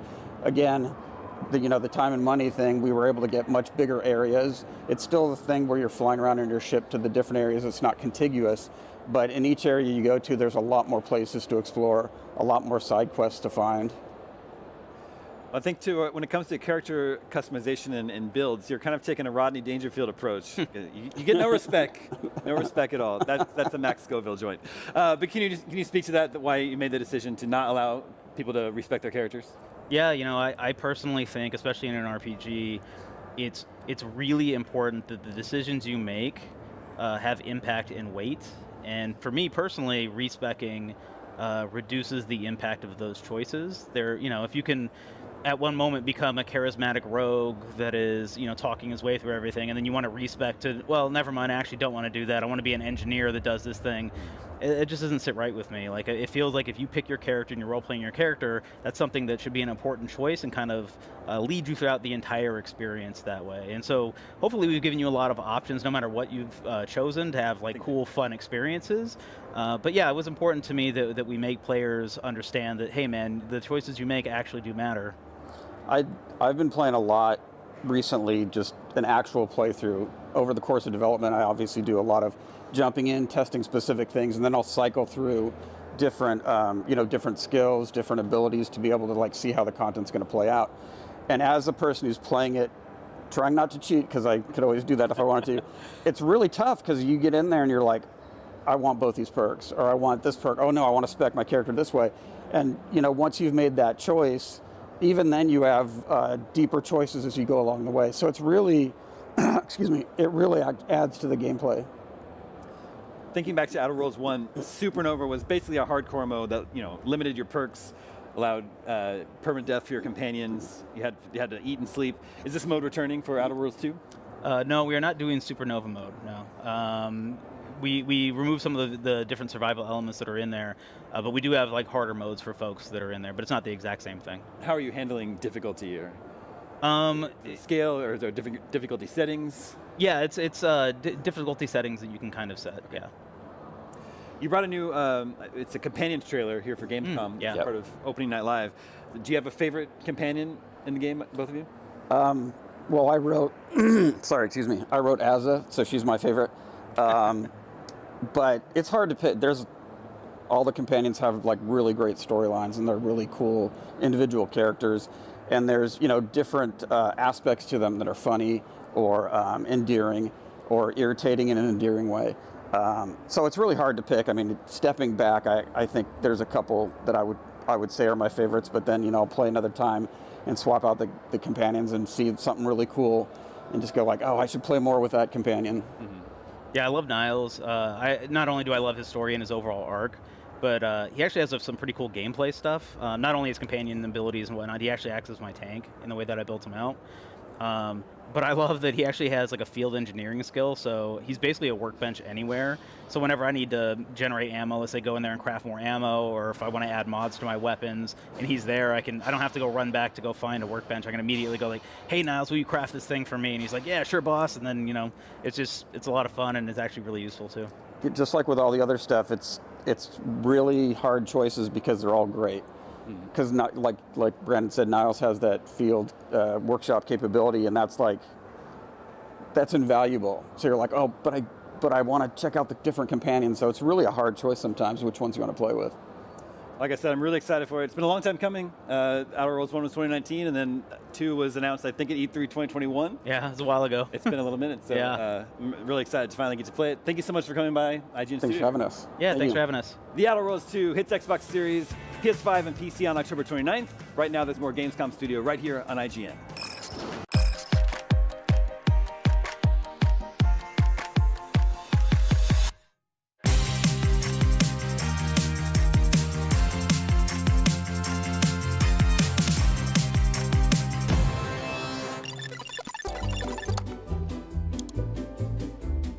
IGN Plus is where your adventure begins. What are you selling?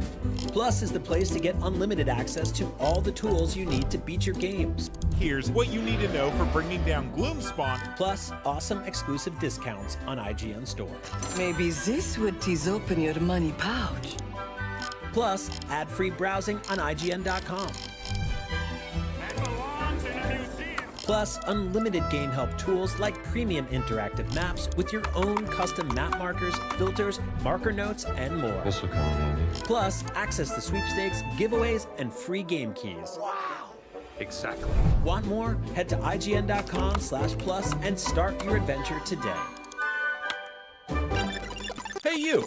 Looking for a way to wear your fandom with pride? The IGN Store is the ultimate destination for awesome merch and collectibles from the biggest games, movies, shows, and everything in between.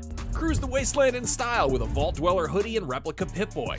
Kick back and relax to some of the best game soundtracks ever pressed on limited edition vinyl.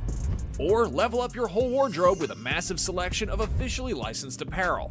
From iconic properties like Star Wars and The Legend of Zelda to newer fan favorites like Atomfall and Expedition 33, the IGN Store has you covered. Whatever you're into, you're bound to find something. See for yourself and head to store.ign.com today.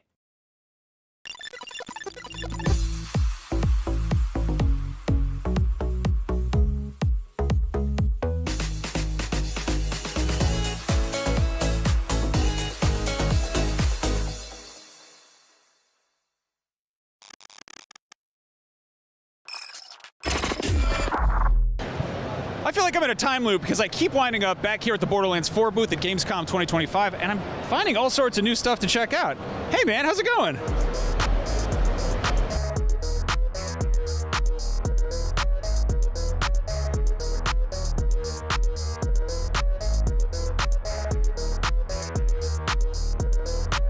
At a glance, you might think I'm standing next to the hottest new graphics card around, but it is in fact Claptrap. But also, on second thought, I think this might be a gaming PC. There's a bunch of USB ports back here. You can charge your phone.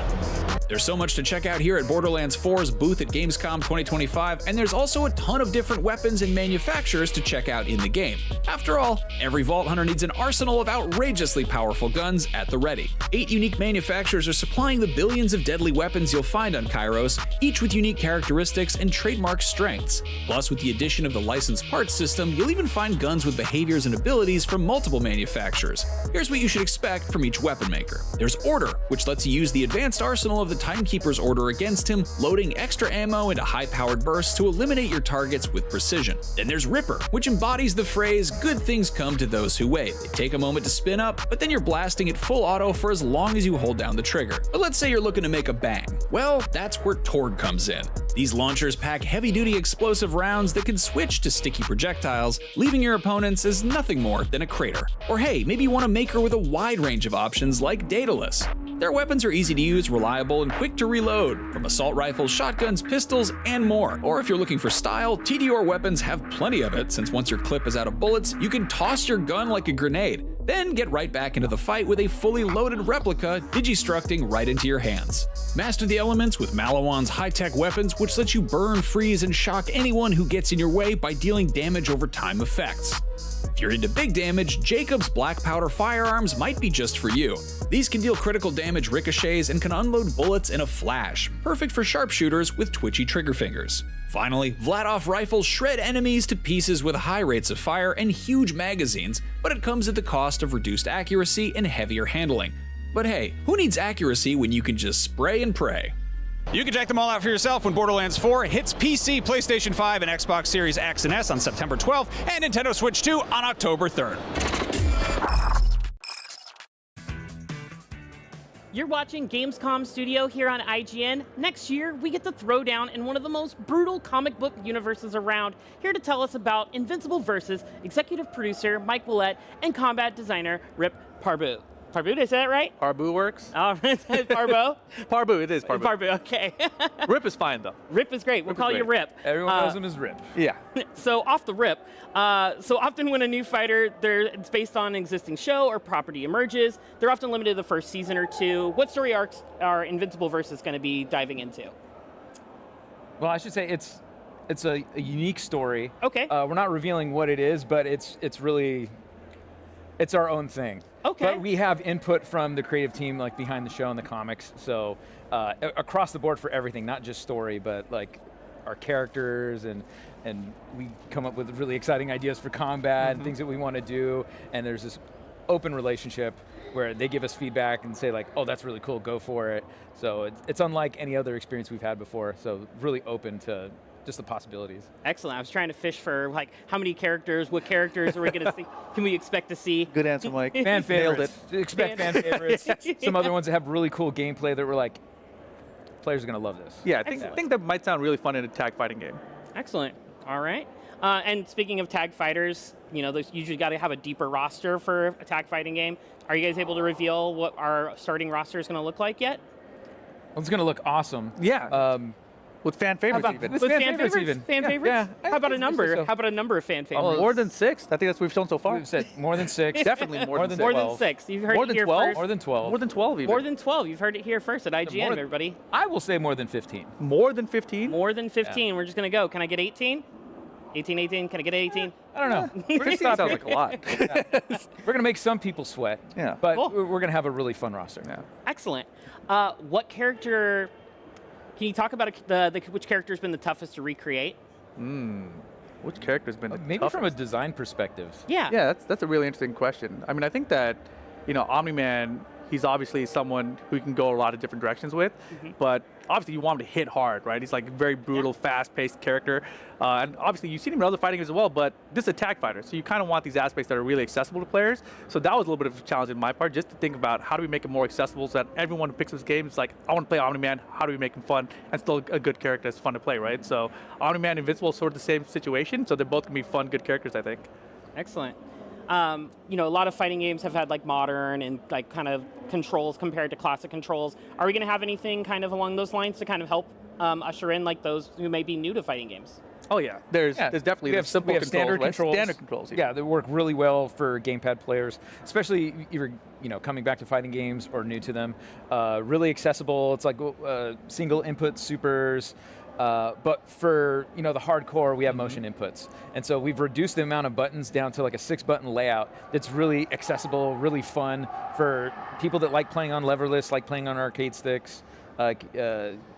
You move really fast. Yeah, it's awesome. I think We're that's huge the thing. fans of it. Yeah. Yeah, for me, like playing on just like the standard controller inputs, it's very easy and accessible on a controller. But when I moved to an arcade stick, I was like, I need less buttons, right? So going back to traditional input style was fantastic for that. Excellent. Invincible has some great moments in fighting, obviously, throughout the show, throughout the novels. I've seen in some of the footage, we've seen some changing of locations in the fights. How do those kind of trigger? Is that kind of like a special mechanic, or how does that work? That's our arena shift. Describe the arena shift. So basically we have this arena shift, and the way you trigger it is by finding a crumple state. So you have to have a crumple state, and then you have to do a snapback attack. And it costs a bar meter to do that. So if that happens, it's one time per match. And when that happens, you lock out all of their assists for 10 seconds, and you get unlimited boost regeneration for that 10 seconds. So it makes you super powered up for 10 seconds, but it can only happen once per match.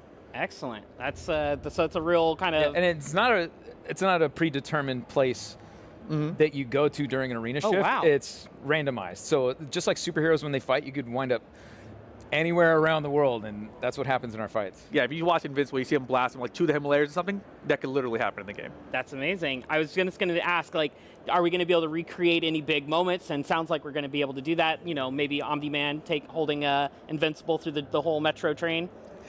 Well, as you can see with Omni-Man's ult, so we wanted to pay homage to when he basically destroys the Flaccid Dimension and wrecks shop in there. And for us, it was such a huge moment, and we really wanted to celebrate it and capture the authenticity of it. Other like Easter eggs we have in there is like Battle Beast's ult, which is paying homage to the fight against Invincible in the penthouse. Machine Head's penthouse. So that final blow just really wrecking poor Mark. The rain of blood. The rain of blood. Pouring down his face. Yeah. Love it. Love it. Love a good blood rain. How many game modes are we looking to have in Invincible Versus? Like, are we going to have a story? And you mentioned like a story. We're going to have single player modes, and we're going to have online modes. We're not going into depth about those now, but look forward to more in the future. We're going to do some more deep dives. Perfect. Guest characters are all the rage, and I know we're still, like, you said we're going up to 15 characters, but like maybe not something you're actually working about. If you could include like a guest character, like kind of on your wish list, who'd you like to pop in? Wish list guest characters. Oh, those are really tough. There's like infinite possibilities. Yeah. And I feel like, if you look at other fighting games, it could literally be anything from anywhere. I don't know, man. But something that feels authentic and like would sit in the IP in a really something that really fits in cool this way. universe, and something where violence is welcomed. I don't think that Sonic the Hedgehog is going to fit in here very well. Like, I can't imagine they'd let us knock his head off. No, like maybe Kirby. Kirby feels very violent. Kirby, yeah. Kirby eats people, right? He does. He does, and they live forever in that bottle. Without the bones. No, but it's a world of possibilities, and if we earn that right to have an awesome partnership and get some really cool guest characters in, we'd love to do it. Excellent. Are there any characters that stand out with a unique style of gameplay compared to the rest? Like, some games have like charge characters, grapplers. Is there anybody so far in the roster that kind of stands out and plays a little bit differently? Oh, I like Bulletproof a lot. Like, Bulletproof is one of our first characters that has like a Rekka. If you're familiar with Rekkas from back in the day with Fei Long, it's like a series of inputs where you do multiple like strikes in your special move sequence. And so Bulletproof has like some high-low gameplay and mix-ups, along with some really strange arcs that he can do with his other special moves. So how he manipulates and controls space and how he can cancel out of those moves. I've seen some of the most stylish combos ever with Bulletproof, and he's kind of currently my favorite right now. Yeah, I think that's the wild part about the game too, because I think when you read the comic or you watch the show, Bulletproof is not like the fan favorite that everyone goes to, but in the game, he's pretty ridiculous. He's badass. Yeah, and as far as like gameplay goes, for me, I have to go Rex, because a lot of the characters in this game, they're like flying around, they're doing air dashes. Rex doesn't have any of that, so he's more human-based. He's got to run, so most characters don't have a run stance. He's got the wall jump as well. He's got mobility built in, and a lot of projectile zoning and traps, so that's the one that stands out to me. I saw some footage for the Rexplode, and he looks like a lot of fun. He's great. So we got just a couple minutes left. It's called Invincible Versus. I want to put us into Invincible versus the world and give you guys some fantasy matchups and tell me who's going to win and like a scrap, just getting into a little fight. First up, Invincible versus Superman. Well, I think what winds up happening is Mark gets beat up a whole bunch. He gets beat up. He will stand back up, though. Like, he's never out. So, like, I think Superman is going to beat his ass for a bit, but Mark is stubborn, so he's going to keep coming back for more.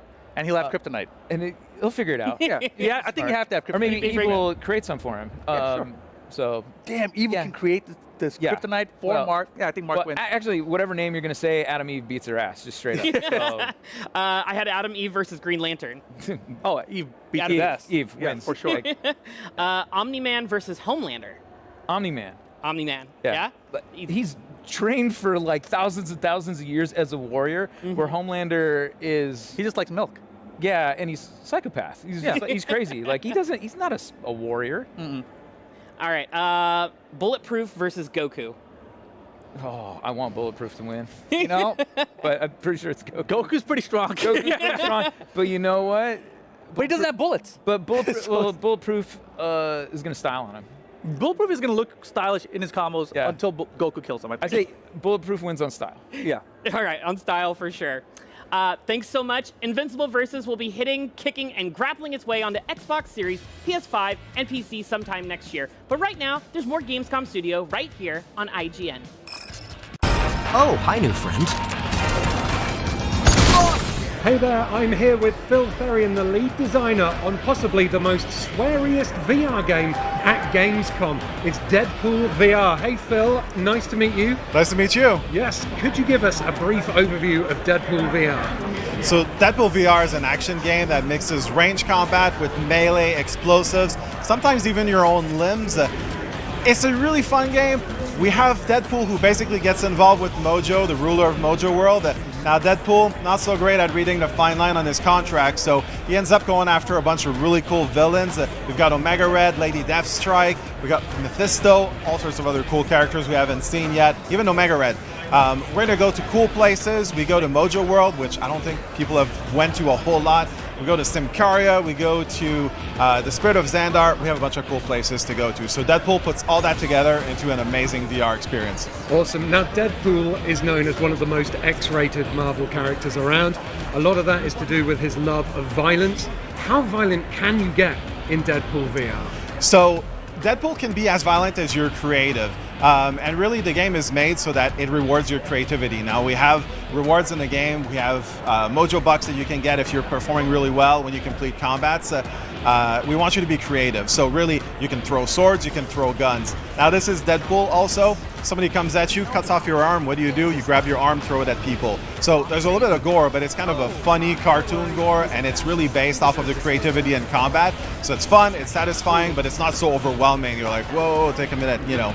It's actually really, really fun. Cool. Now, I've seen a snippet in one of the trailers of Deadpool pushing an enemy's face into some helicopter blades. Do you have like a favorite or most comical finisher move or anything that you can pull off? So I think it's really contextual. If there's an enemy on a bridge, for example, for me it's grapple gun, throw him off the ledge. I always think of that Indiana Jones moment where the guy comes at him with the swords and he just pulls his gun out. To me, that's how I play Deadpool. The more threatening the enemy is and the more I can sort of embarrass his abilities with what I'm doing, I'll do that. And there's a ton of those. We have a ton of custom animations. We have a big enemy in the game. You slide under his legs, get your swords out, you can completely open up his belly. I love that stuff. So I don't have one favorite, it's just contextually favorite. There's a ton. When you slide underneath his legs, can you also open up his undercarriage? Is that an option? Yeah, actually, it actually is. Yeah, absolutely. That is one thing that we have in the game. Excellent. I'm looking forward to doing that then. Now, I'll be doing that with one of Deadpool's signature weapons, his swords. He's also got 2 signature pistols. How does the swordplay work in Deadpool VR? So the swords can block blows if you cross them together. You can also throw them.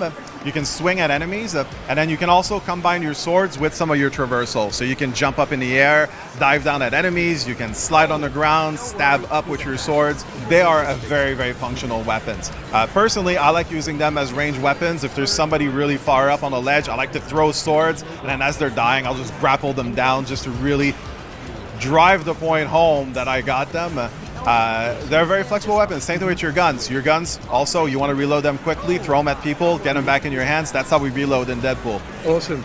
Now with the swords in particular, when you're chopping your enemies, are there points of contact on the body? Can you take limbs off, head off, that kind of thing? So you're going to see sometimes in the game there's an icon that shows up above the enemy's heads. That means it's time to do a finisher on them. Right. How you hit them with the swords will create different forms of dismemberment. So you can go after their legs, their arms, their heads. Sometimes you can cut them in half. We have all sorts of crazy things you can do. Awesome. And now it's not just the swords and the pistols you can use. You've mentioned other weapons as well, but I have a feeling there are some very creative weaponry in the game.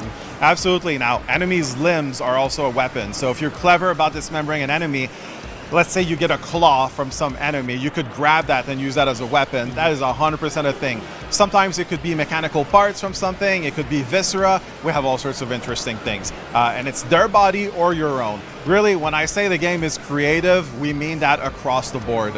Okay, and I think I saw a glimpse of maybe Thor's hammer or something that looks similar in the gameplay trailer. You saw a hammer, a very big hammer that was very effective. Now, Mojo understands that people like a good spectacle, so sometimes he introduces weapons that probably look really familiar to people. You might have seen a set of cards that may have been used by a Cajun person that may have been seen in some other things.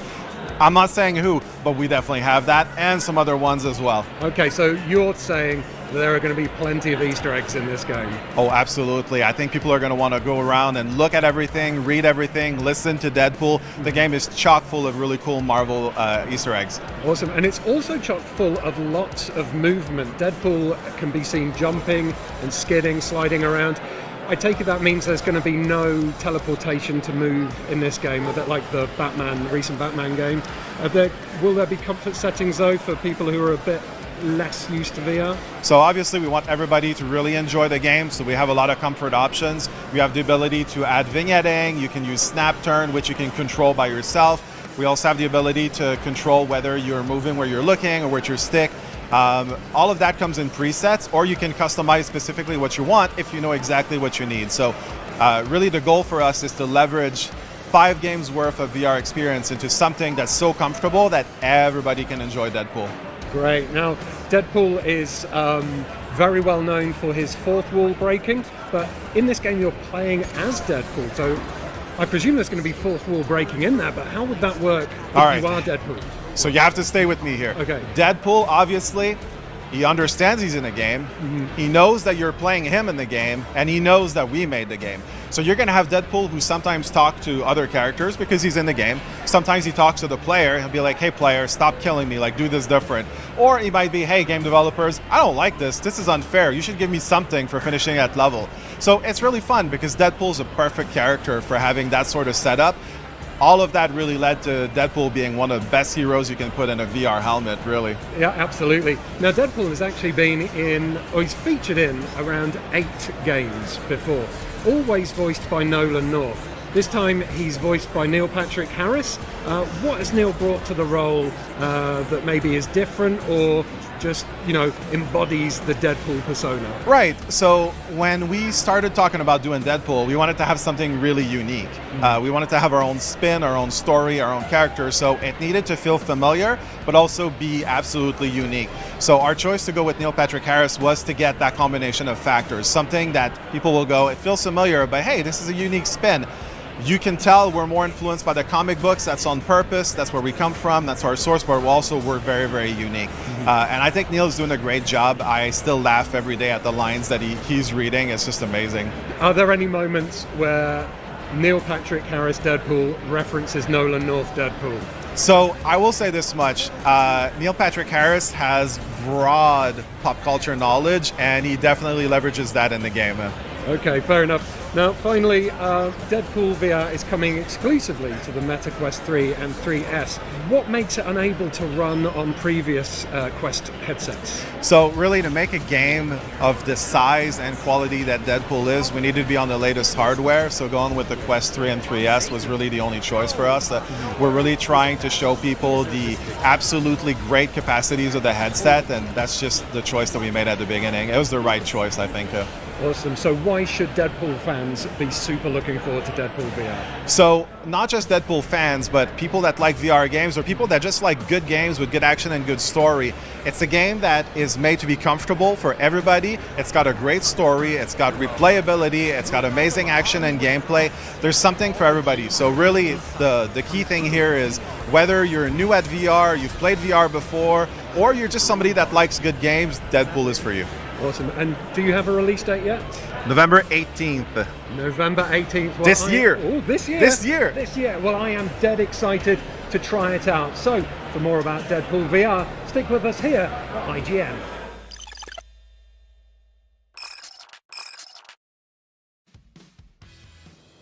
You're watching Gamescom Studio on IGN. The Caped Crusader is known for dropping in when least expected, and sure enough, one of the biggest surprise announcements at Opening Night Live was LEGO Batman Legacy of the Dark Knight. Here to tell us what's new in LEGO Gotham this time around, Jonathan Smith from TT Games. Welcome, and thanks for such a fun surprise. Yes. Oh, it was our pleasure. Now, I think a lot of people, if you tell them a LEGO Batman game is coming out, they think they know what they're in for, because we've had a few of those over the years. But seeing this one in action, it is clearly cribbing a little bit from Rocksteady's Arkham games.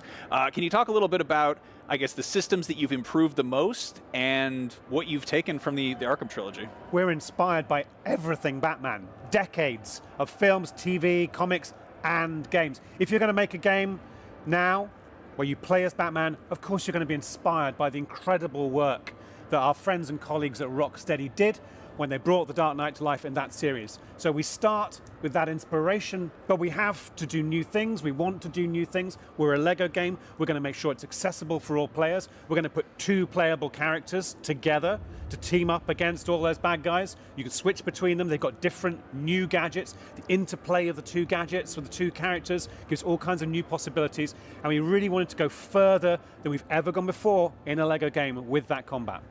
Now, did you reach out to anyone at Rocksteady for development cues, or did you, go like, "Hey guys, this is what we're doing," like just a heads up or anything like that? Yeah, well, we knew we wanted to make a new LEGO Batman game, And we're lucky enough to be part of a studio organization that includes Rocksteady. Yeah. So we shared our work in progress with other studios across Warner Bros. Awesome. Games, and we were really glad to get their input and feedback. Also from DC as well, who's also part of the same company. We get that direct back and forth. All those suggestions come straight from the team at DC. So cool. Now, TT Games has a wonderful track record of just really lovingly getting very silly with beloved IP, and like clearly this one is kind of a mashup of some familiar Batman scenes from drastically different universes.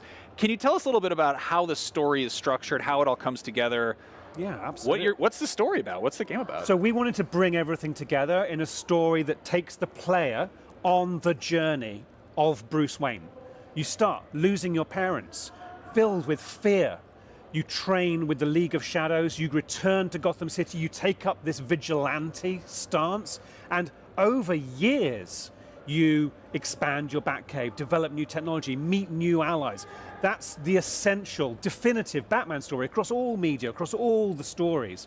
We've brought them all together and incorporated them into this unique LEGO world where anything is possible. We can pull from anywhere, and it makes sense in that spine of a story of progression, the emotional progression of Batman. I have a follow-up question there. If we're getting the whole origin story, does that mean we're going to see Martha Wayne's pearls falling on the ground in Crime Alley all over again? And if so, what LEGO element are you using for that? What an interesting question.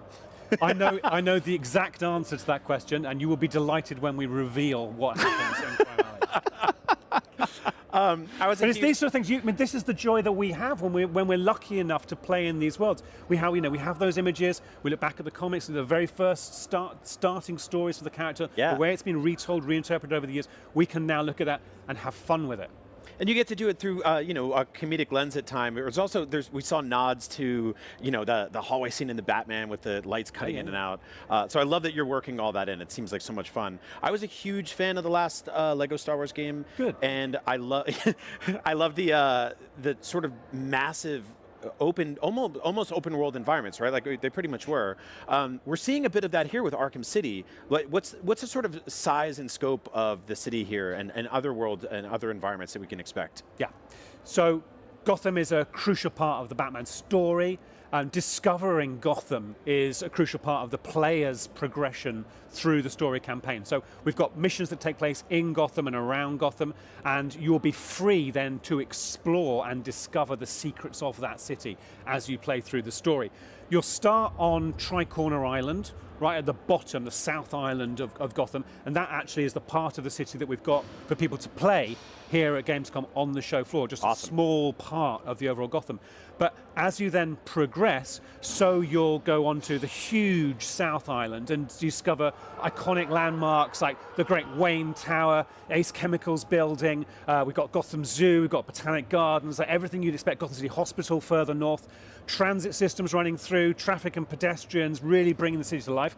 And the work that the team has put in at street level, on every shop front, every billboard is a reference to something from the lore, a joke, all brought to life with beautiful Lego models, painstakingly created. See, I was also a huge fan of Lego City Undercover. So seeing great another, game. seeing another like open world city game from you guys, again, super happy about all. You this. are going to be so impressed by how far we've moved since then. That is a fantastic game, and it gives you the sense of exploring a city. Yeah. But this is Gotham next gen. With a team that did Lego Star Wars has now taken it to the next level.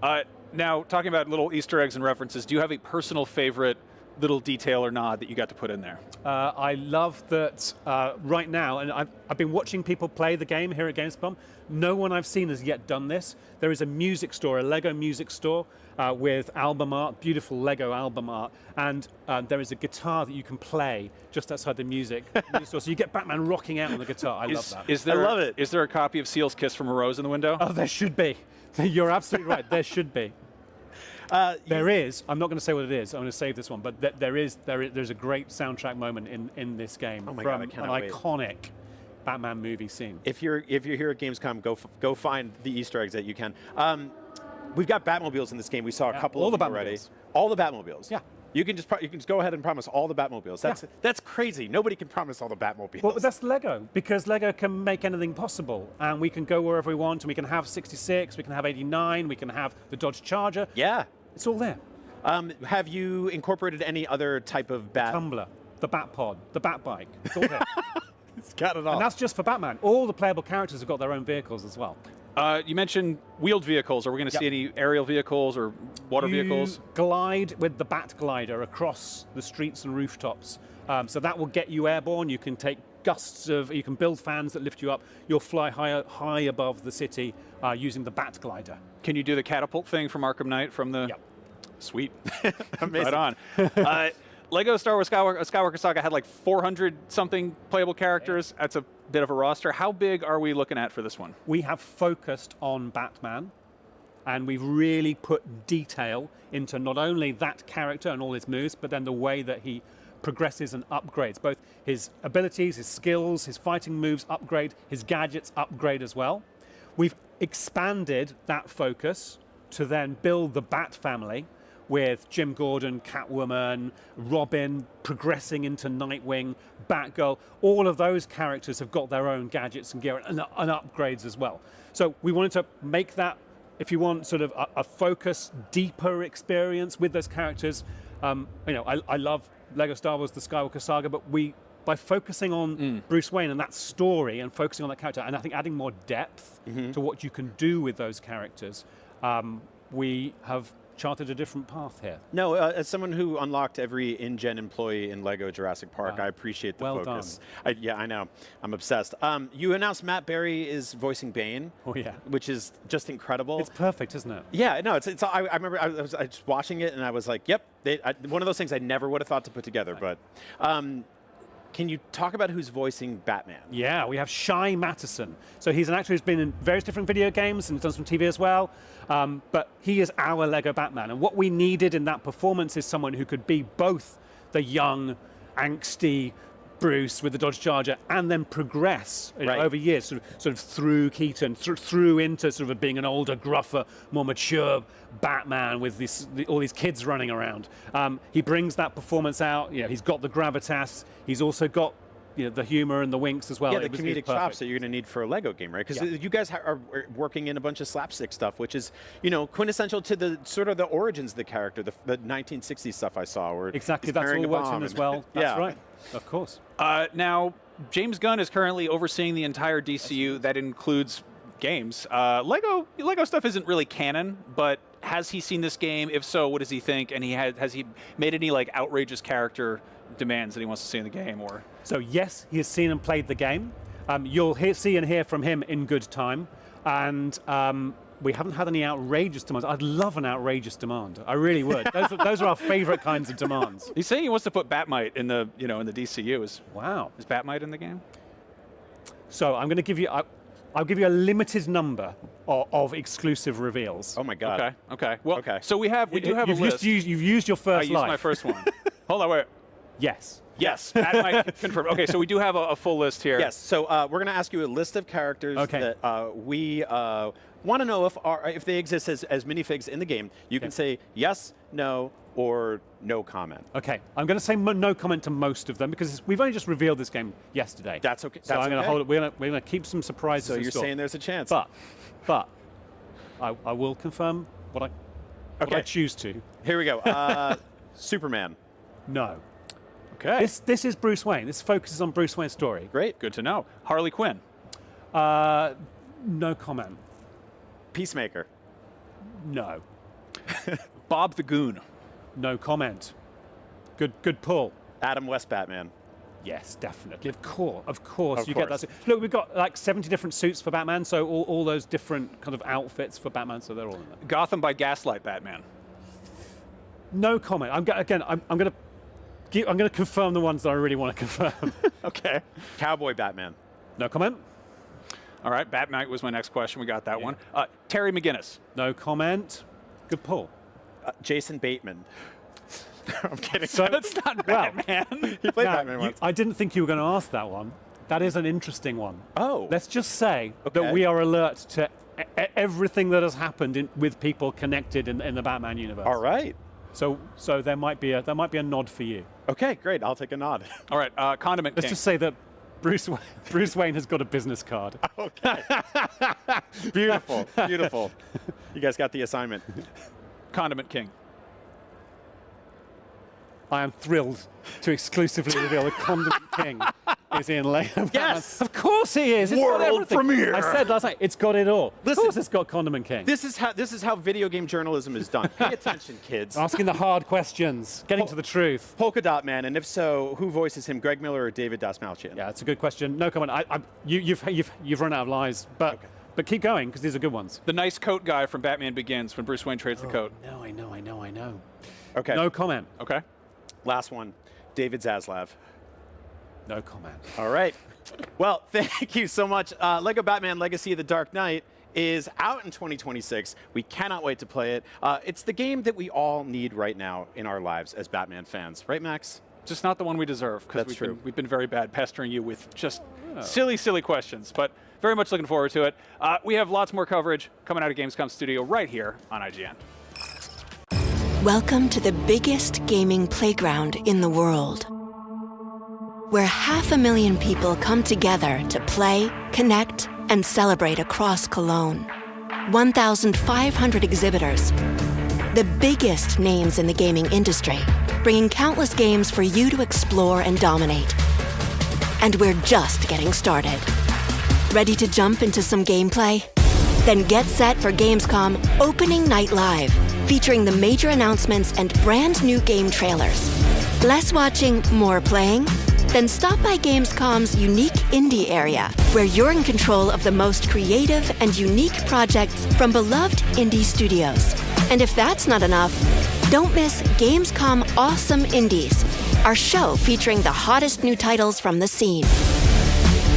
Or become the hero yourself and step into the Gamescom Cosplay Contest, bringing cosplayers and fans together from around the globe for an unforgettable community experience. Join live shows, esports tournaments, and creator events at the Gamescom Event Arena. Can't make it to Gamescom in person? Visit our website gamescom.global and experience all program highlights via our content hub, Gamescom Now. While you're there, make your voice count in the Gamescom Award. Vote for the most exciting games, groundbreaking products, and jaw-dropping innovations presented here at Gamescom. Do you remember our incredible friends and gaming experts from IGN?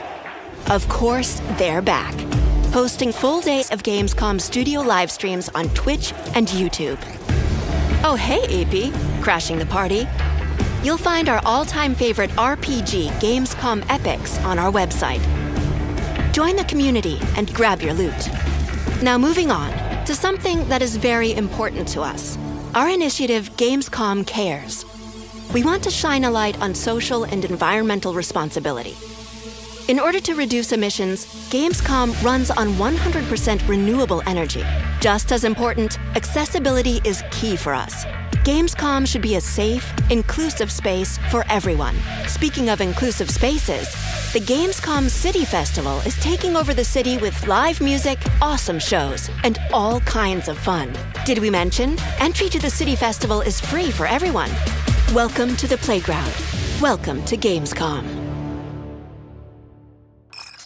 Metal Eden is a fast-paced, adrenaline-fueled sci-fi FPS from Rycon Games, the creators of Ruiner, and published by Deep Silver. Set in a dystopian future, players assume the role of Asuka, a hyper-unit deployed to the orbital city of Mobius on a mission to save humanity by recovering the citizens' cores. Harness your superior agility and acrobatic combat prowess to dash, grapple, and wall-run your way through hordes of enemies. Built in Unreal Engine 5, Metal Eden features 8 unique missions blending the high-octane combat of Doom and the futuristic parkour of Ghost Runner. A free demo is available now across all platforms, giving players access to the first 2 missions and first-hand experience of the game's fast-paced action. Metal Eden launches September 2nd, 2025 on Steam, PlayStation 5, and Xbox Series consoles. Let's take a look. Establishing connection. Core Ripper active. Hyper-unit is mission go. Give him hell, Hyper.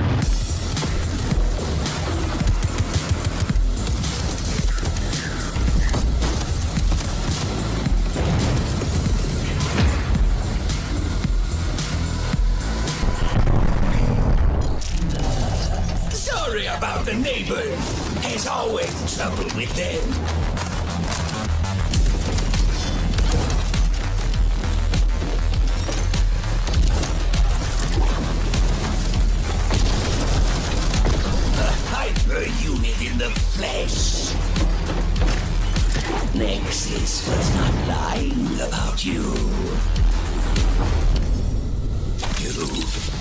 built on a phantom core. That makes you basically immortal.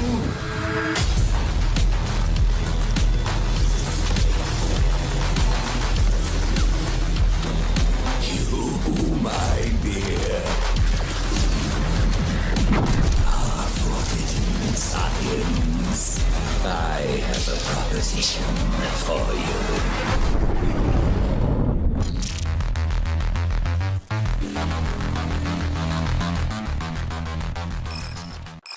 The average Cinefix movie list features nearly 100 different films and approximately 25 minutes worth of wall-to-wall deep dive analysis. To simulate that pace for this 30-second ad, we're featuring 26 different films, and before you say it, no, that math does not check out. We're not math people, we're movie people.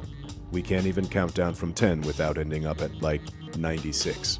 Subscribe to IGN Movies and TV for more Cinefix movie lists. Bad at math, great at movies. Can't find that final collectible you're missing?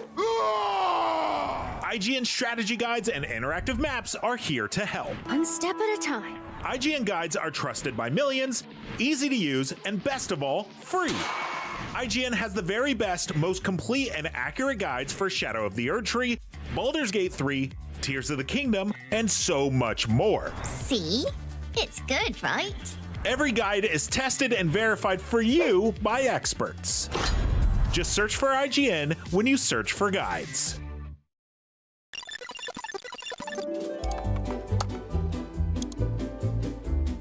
IGN Plus is where your adventure begins. What are you selling? Plus is the place to get unlimited access to all the tools you need to beat your games. Here's what you need to know for bringing down Gloomspawn. Plus, awesome exclusive discounts on IGN Store. Maybe this would tease open your money pouch. Plus, ad-free browsing on IGN.com. Plus, unlimited game help tools like premium interactive maps with your own custom map markers, filters, marker notes, and more. This will come in handy. Plus, access to sweepstakes, giveaways, and free game keys. Wow! Exactly. Want more? Head to IGN.com/plus and start your adventure today.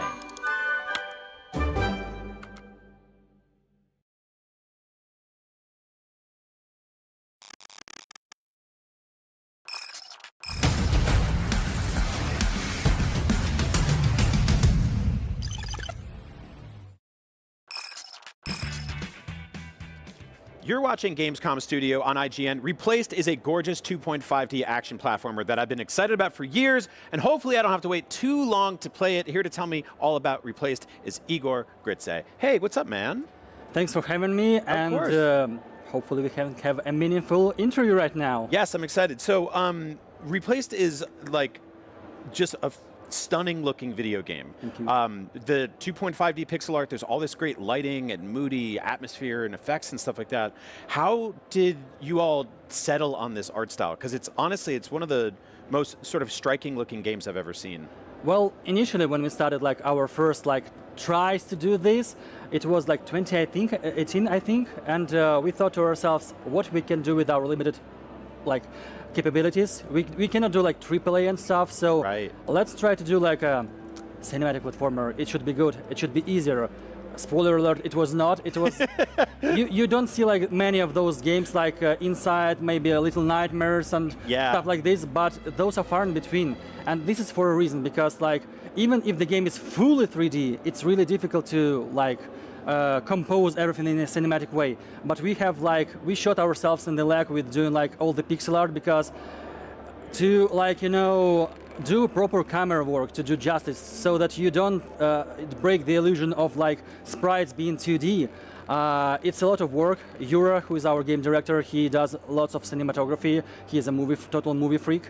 So basically, he is like obnoxious regarding all of this stuff. He can spend hours like setting up the proper camera angle, like all the shadows, all the lighting. He also like conceptualized all the game, all the characters and stuff.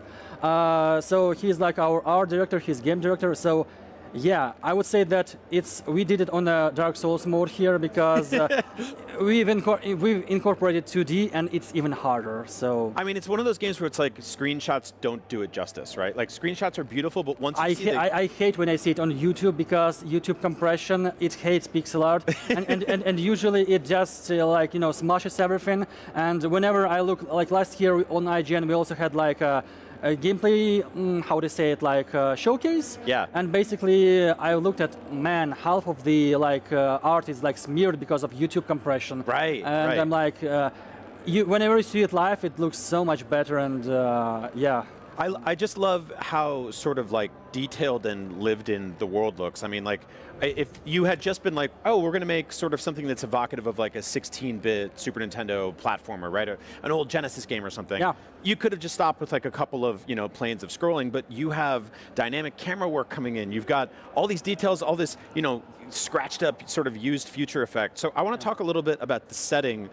This is taking place in like an alternate 1980s America, yeah. right? Basically what in our world, everything revolves around biotransplantation and bioengineering. Everything went horribly wrong in America in the 40s, where basically instead of bombing Japan, America bombed itself. Oh wow! And this gave a huge push towards like transplantation and healthcare and stuff.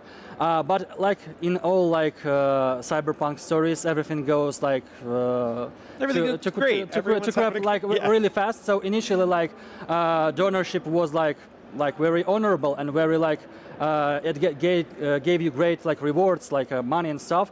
But later down the line, it became more and more dystopian. And eventually, like there appeared a whole like category of people called disposals. Basically, corporations took their organs, removed it from them, and just disposed of them and throw them outside of the city. We have like main location, which is Phoenix City. It's surrounded by a wall. Inside of Phoenix City, like upper class citizens live. But whenever like corporations get to you, they take your organ and they dispose of you. So basically, you play as Reach, who is like an AI trapped in the body of his creator, and basically Reach is he is the root of the problem. He is an AI whose main goal is to find best donors and best recipients. So you kind of started like as a very questionable entity, but whole game is about AI realizing like what it's like to be a human. Right. So initially it's like, oh my God, I'm inside of a body, I'm mortal right now, so I want to get back to my digital self. But it's like quite a challenge because corporation doesn't give a damn who you are. They just wanted to like put it under the rug and dispose of you. So this is where all the story happens. And overall, it's we try to answer a question what it's like to be human. So that is awesome. Like that, I did not expect that much. Like that is some great, excellent world building there. Like you guys really got in with the details. Yeah, we also like our narrative team also does a lot of job in like providing all like the additional stuff that not all players will find, but if somebody like is willing to explore the game, they can like look for like lore items. They can like listen to all those flavor monologues of characters and to learn more about the world, because like to our world it's more than just the US. There are like other stuff happening in the world, but basically we are like this US centric, and being like we come from Eastern Europe, so our perception of America is more like from movies, from the VHS tapes from the 80s and 90s. So we had to do a lot of like research work to do it justice, and well, I hope we managed. And yeah, if players want to learn more, they can learn more. Of course, we don't push it down their throats. Yeah, but it's there if they want it. Yeah. That's again excellent world building. You mentioned some of the sort of vague details about some of the influences. I want to pull on that a little bit because, like, I think we grew up watching a lot of the same stuff, and a lot of it is sort of dystopian sci-fi action movies and stuff like that. What were some of the sort of like books and movies, video games, whatever that made it into the sort of like the influence pile? When it started, like in 2018. I think it was 1 year since the release of Blade Runner 2049. Yeah. So it was an amazing movie. We are big fans of this as well as the original movie. Yeah. Also, there was like a much lesser known movie by, I think it's Australian company called Upgrade. it's about like also about an AI trapped inside a human body. Yeah, I've seen Upgrade. I love it. Yeah, and also it's an inspiration for our combat system because of how our character moves in a sort of like unnatural way to a human, because he can pass human body's limits, and that's why basically he's like that. In terms of games, our holy Bible, I think, is Inside from Playdead, because it's like a top-notch cinematic platformer. Even though their story is not so like spoken, it's more like a minimalistic. But it's like a textbook for how you should build it. But as well, like as we learned ourselves, it's very, very difficult and very expensive to make this kind of game. And of course, like visual style, there is an elephant in the room. This is like, we were heavily inspired by The Last Night. Yeah. They have like a gorgeous art style. It heavily inspired us. And we thought that this is a really great look. This is a really great take on this retro stuff. So we tried to do it our own and during the game development, I think we've reimagined our art style several times. It's less noticeable for people from the outside, but basically there were a lot of problems that we had to resolve. But I think most likely for us it's those cinematic platformers, as well as like the legacy platformers like in Flashback or Another World. Yeah, but unfortunately those wouldn't work today because of their nature, and players today, they expect a bit of different styles. A little bit quicker, yeah. Yeah, so we try to incorporate stuff like combat system, which was heavily inspired by Batman Arkham series. We try to incorporate it in 2D. Which is like... I like that a lot. So I was going to ask you about the combat, because I can see the sort of like the magnetism that the protagonist has towards the enemies and snapping from thing to thing. You've got this Blade Runner style pistol, right? Yeah. And it looks like it's got a meter that charges up. It's basically both a pistol and a police baton. So it has like a kinetic energy like generator inside. So whenever you beat the crap out of enemies, you also charge the gun. But you cannot overuse it, so you have to shoot once a while. And this was also one of the main plot devices for the story, like the gun.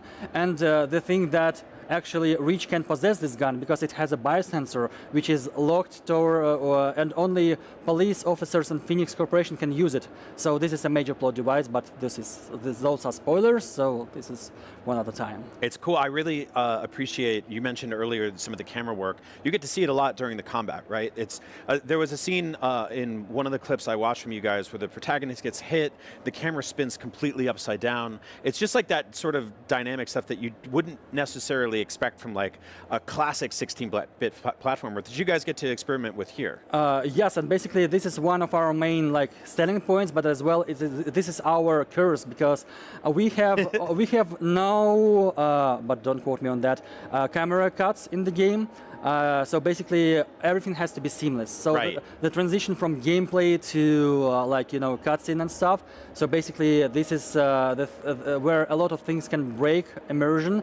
So it takes a lot of effort to do the proper camera work, do the proper like setup for this, and it's a lot of trial and error. And because like it's not like a traditional movie, but it's not like a very traditional video game itself. So we have nobody to ask about that, so we have to experiment with that. And sometimes we can like borrow stuff from other great minds in the industry, but there is a lot of experimentation involved. You guys have been working on this game for a long time.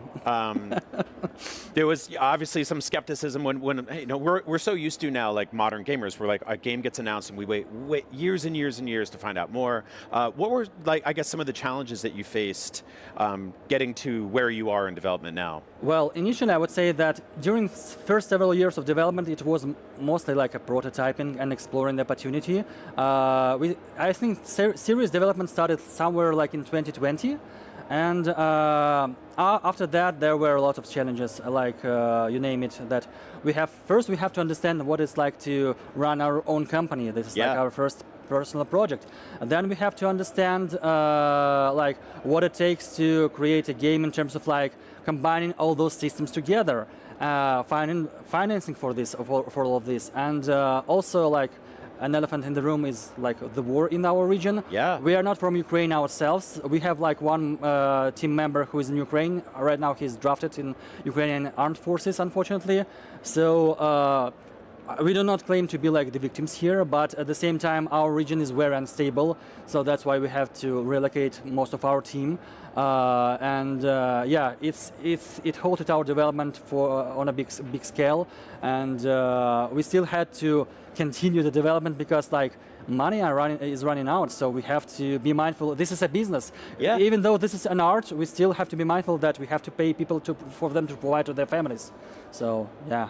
Well, I'm really happy where the game is right now. It looks really gorgeous. You guys are very clearly putting in a lot of work on it. So congratulations, and I can't wait to play it. Thank you so much for coming by. Thanks for having me. That is Replaced. It looks awesome. Hopefully we'll all get to play it soon. But until then, we've got plenty more Gamescom on IGN coming up very soon, so stick around.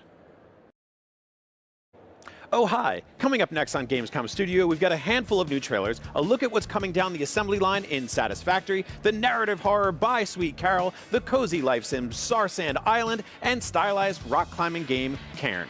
Take a look.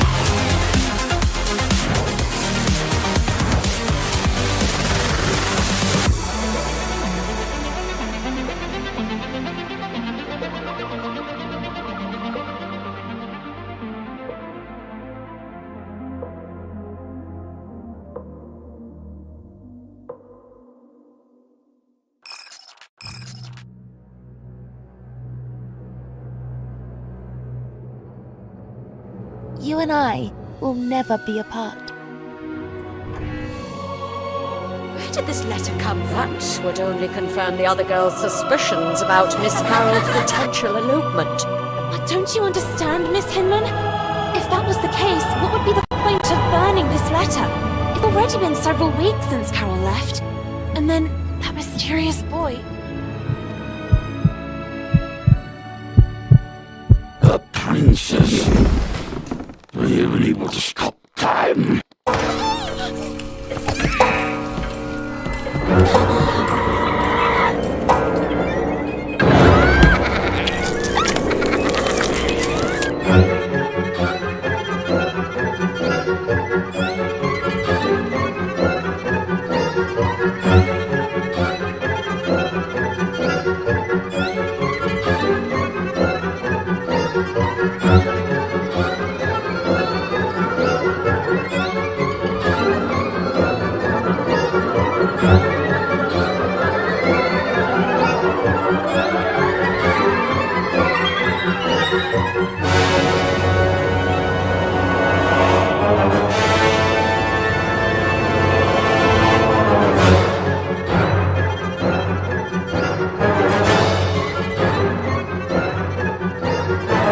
Cruel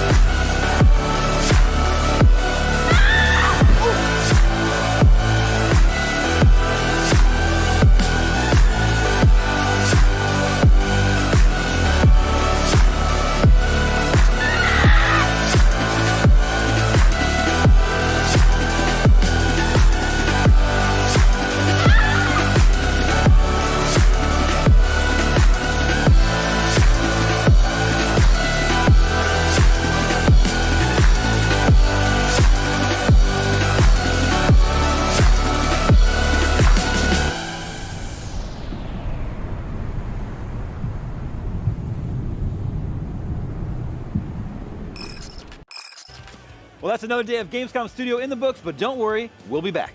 Join us tomorrow for the Gamescom Award Show, where we'll be celebrating the best games of the show, giving out some trophies to developers and giving out a whole lot of merch to the crowd. So if you're here at Gamescom, come join us in Hall 7. Just keep an eye out for the giant Gamescom robot and the ripped Italian guy who's like suplexing Yoshis on the stage. You can't miss it. Speaking of things that can't be missed, on Saturday we'll be back with more new gameplay trailers and developer interviews. You can expect to see Dying Light, The Beast, Silent Hill F, High on Life 2, just to name a couple. And remember, if anything you see here on Gamescom Studio gets your attention, be sure to wishlist it on the official Gamescom Steam event. While we've got you, we wanted to shout out Playing for the Planet. It's an alliance of game studios, publishers, and industry organizations facilitated by the United Nations Environmental Program. The alliance supports its members, reducing their carbon footprint, and inspires players around the world to do their part for the planet.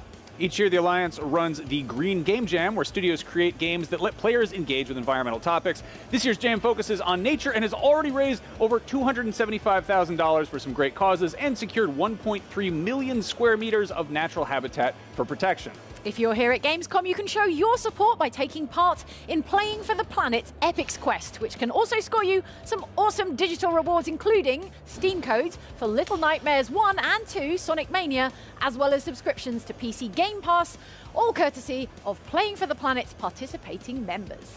If you're watching from home, you can help by participating in the All In for Nature campaign. Find out more by heading to playingfortheplanet.org or scanning the on-screen QR code. And now from all of us to all of you, thanks for watching. We'll see you tomorrow.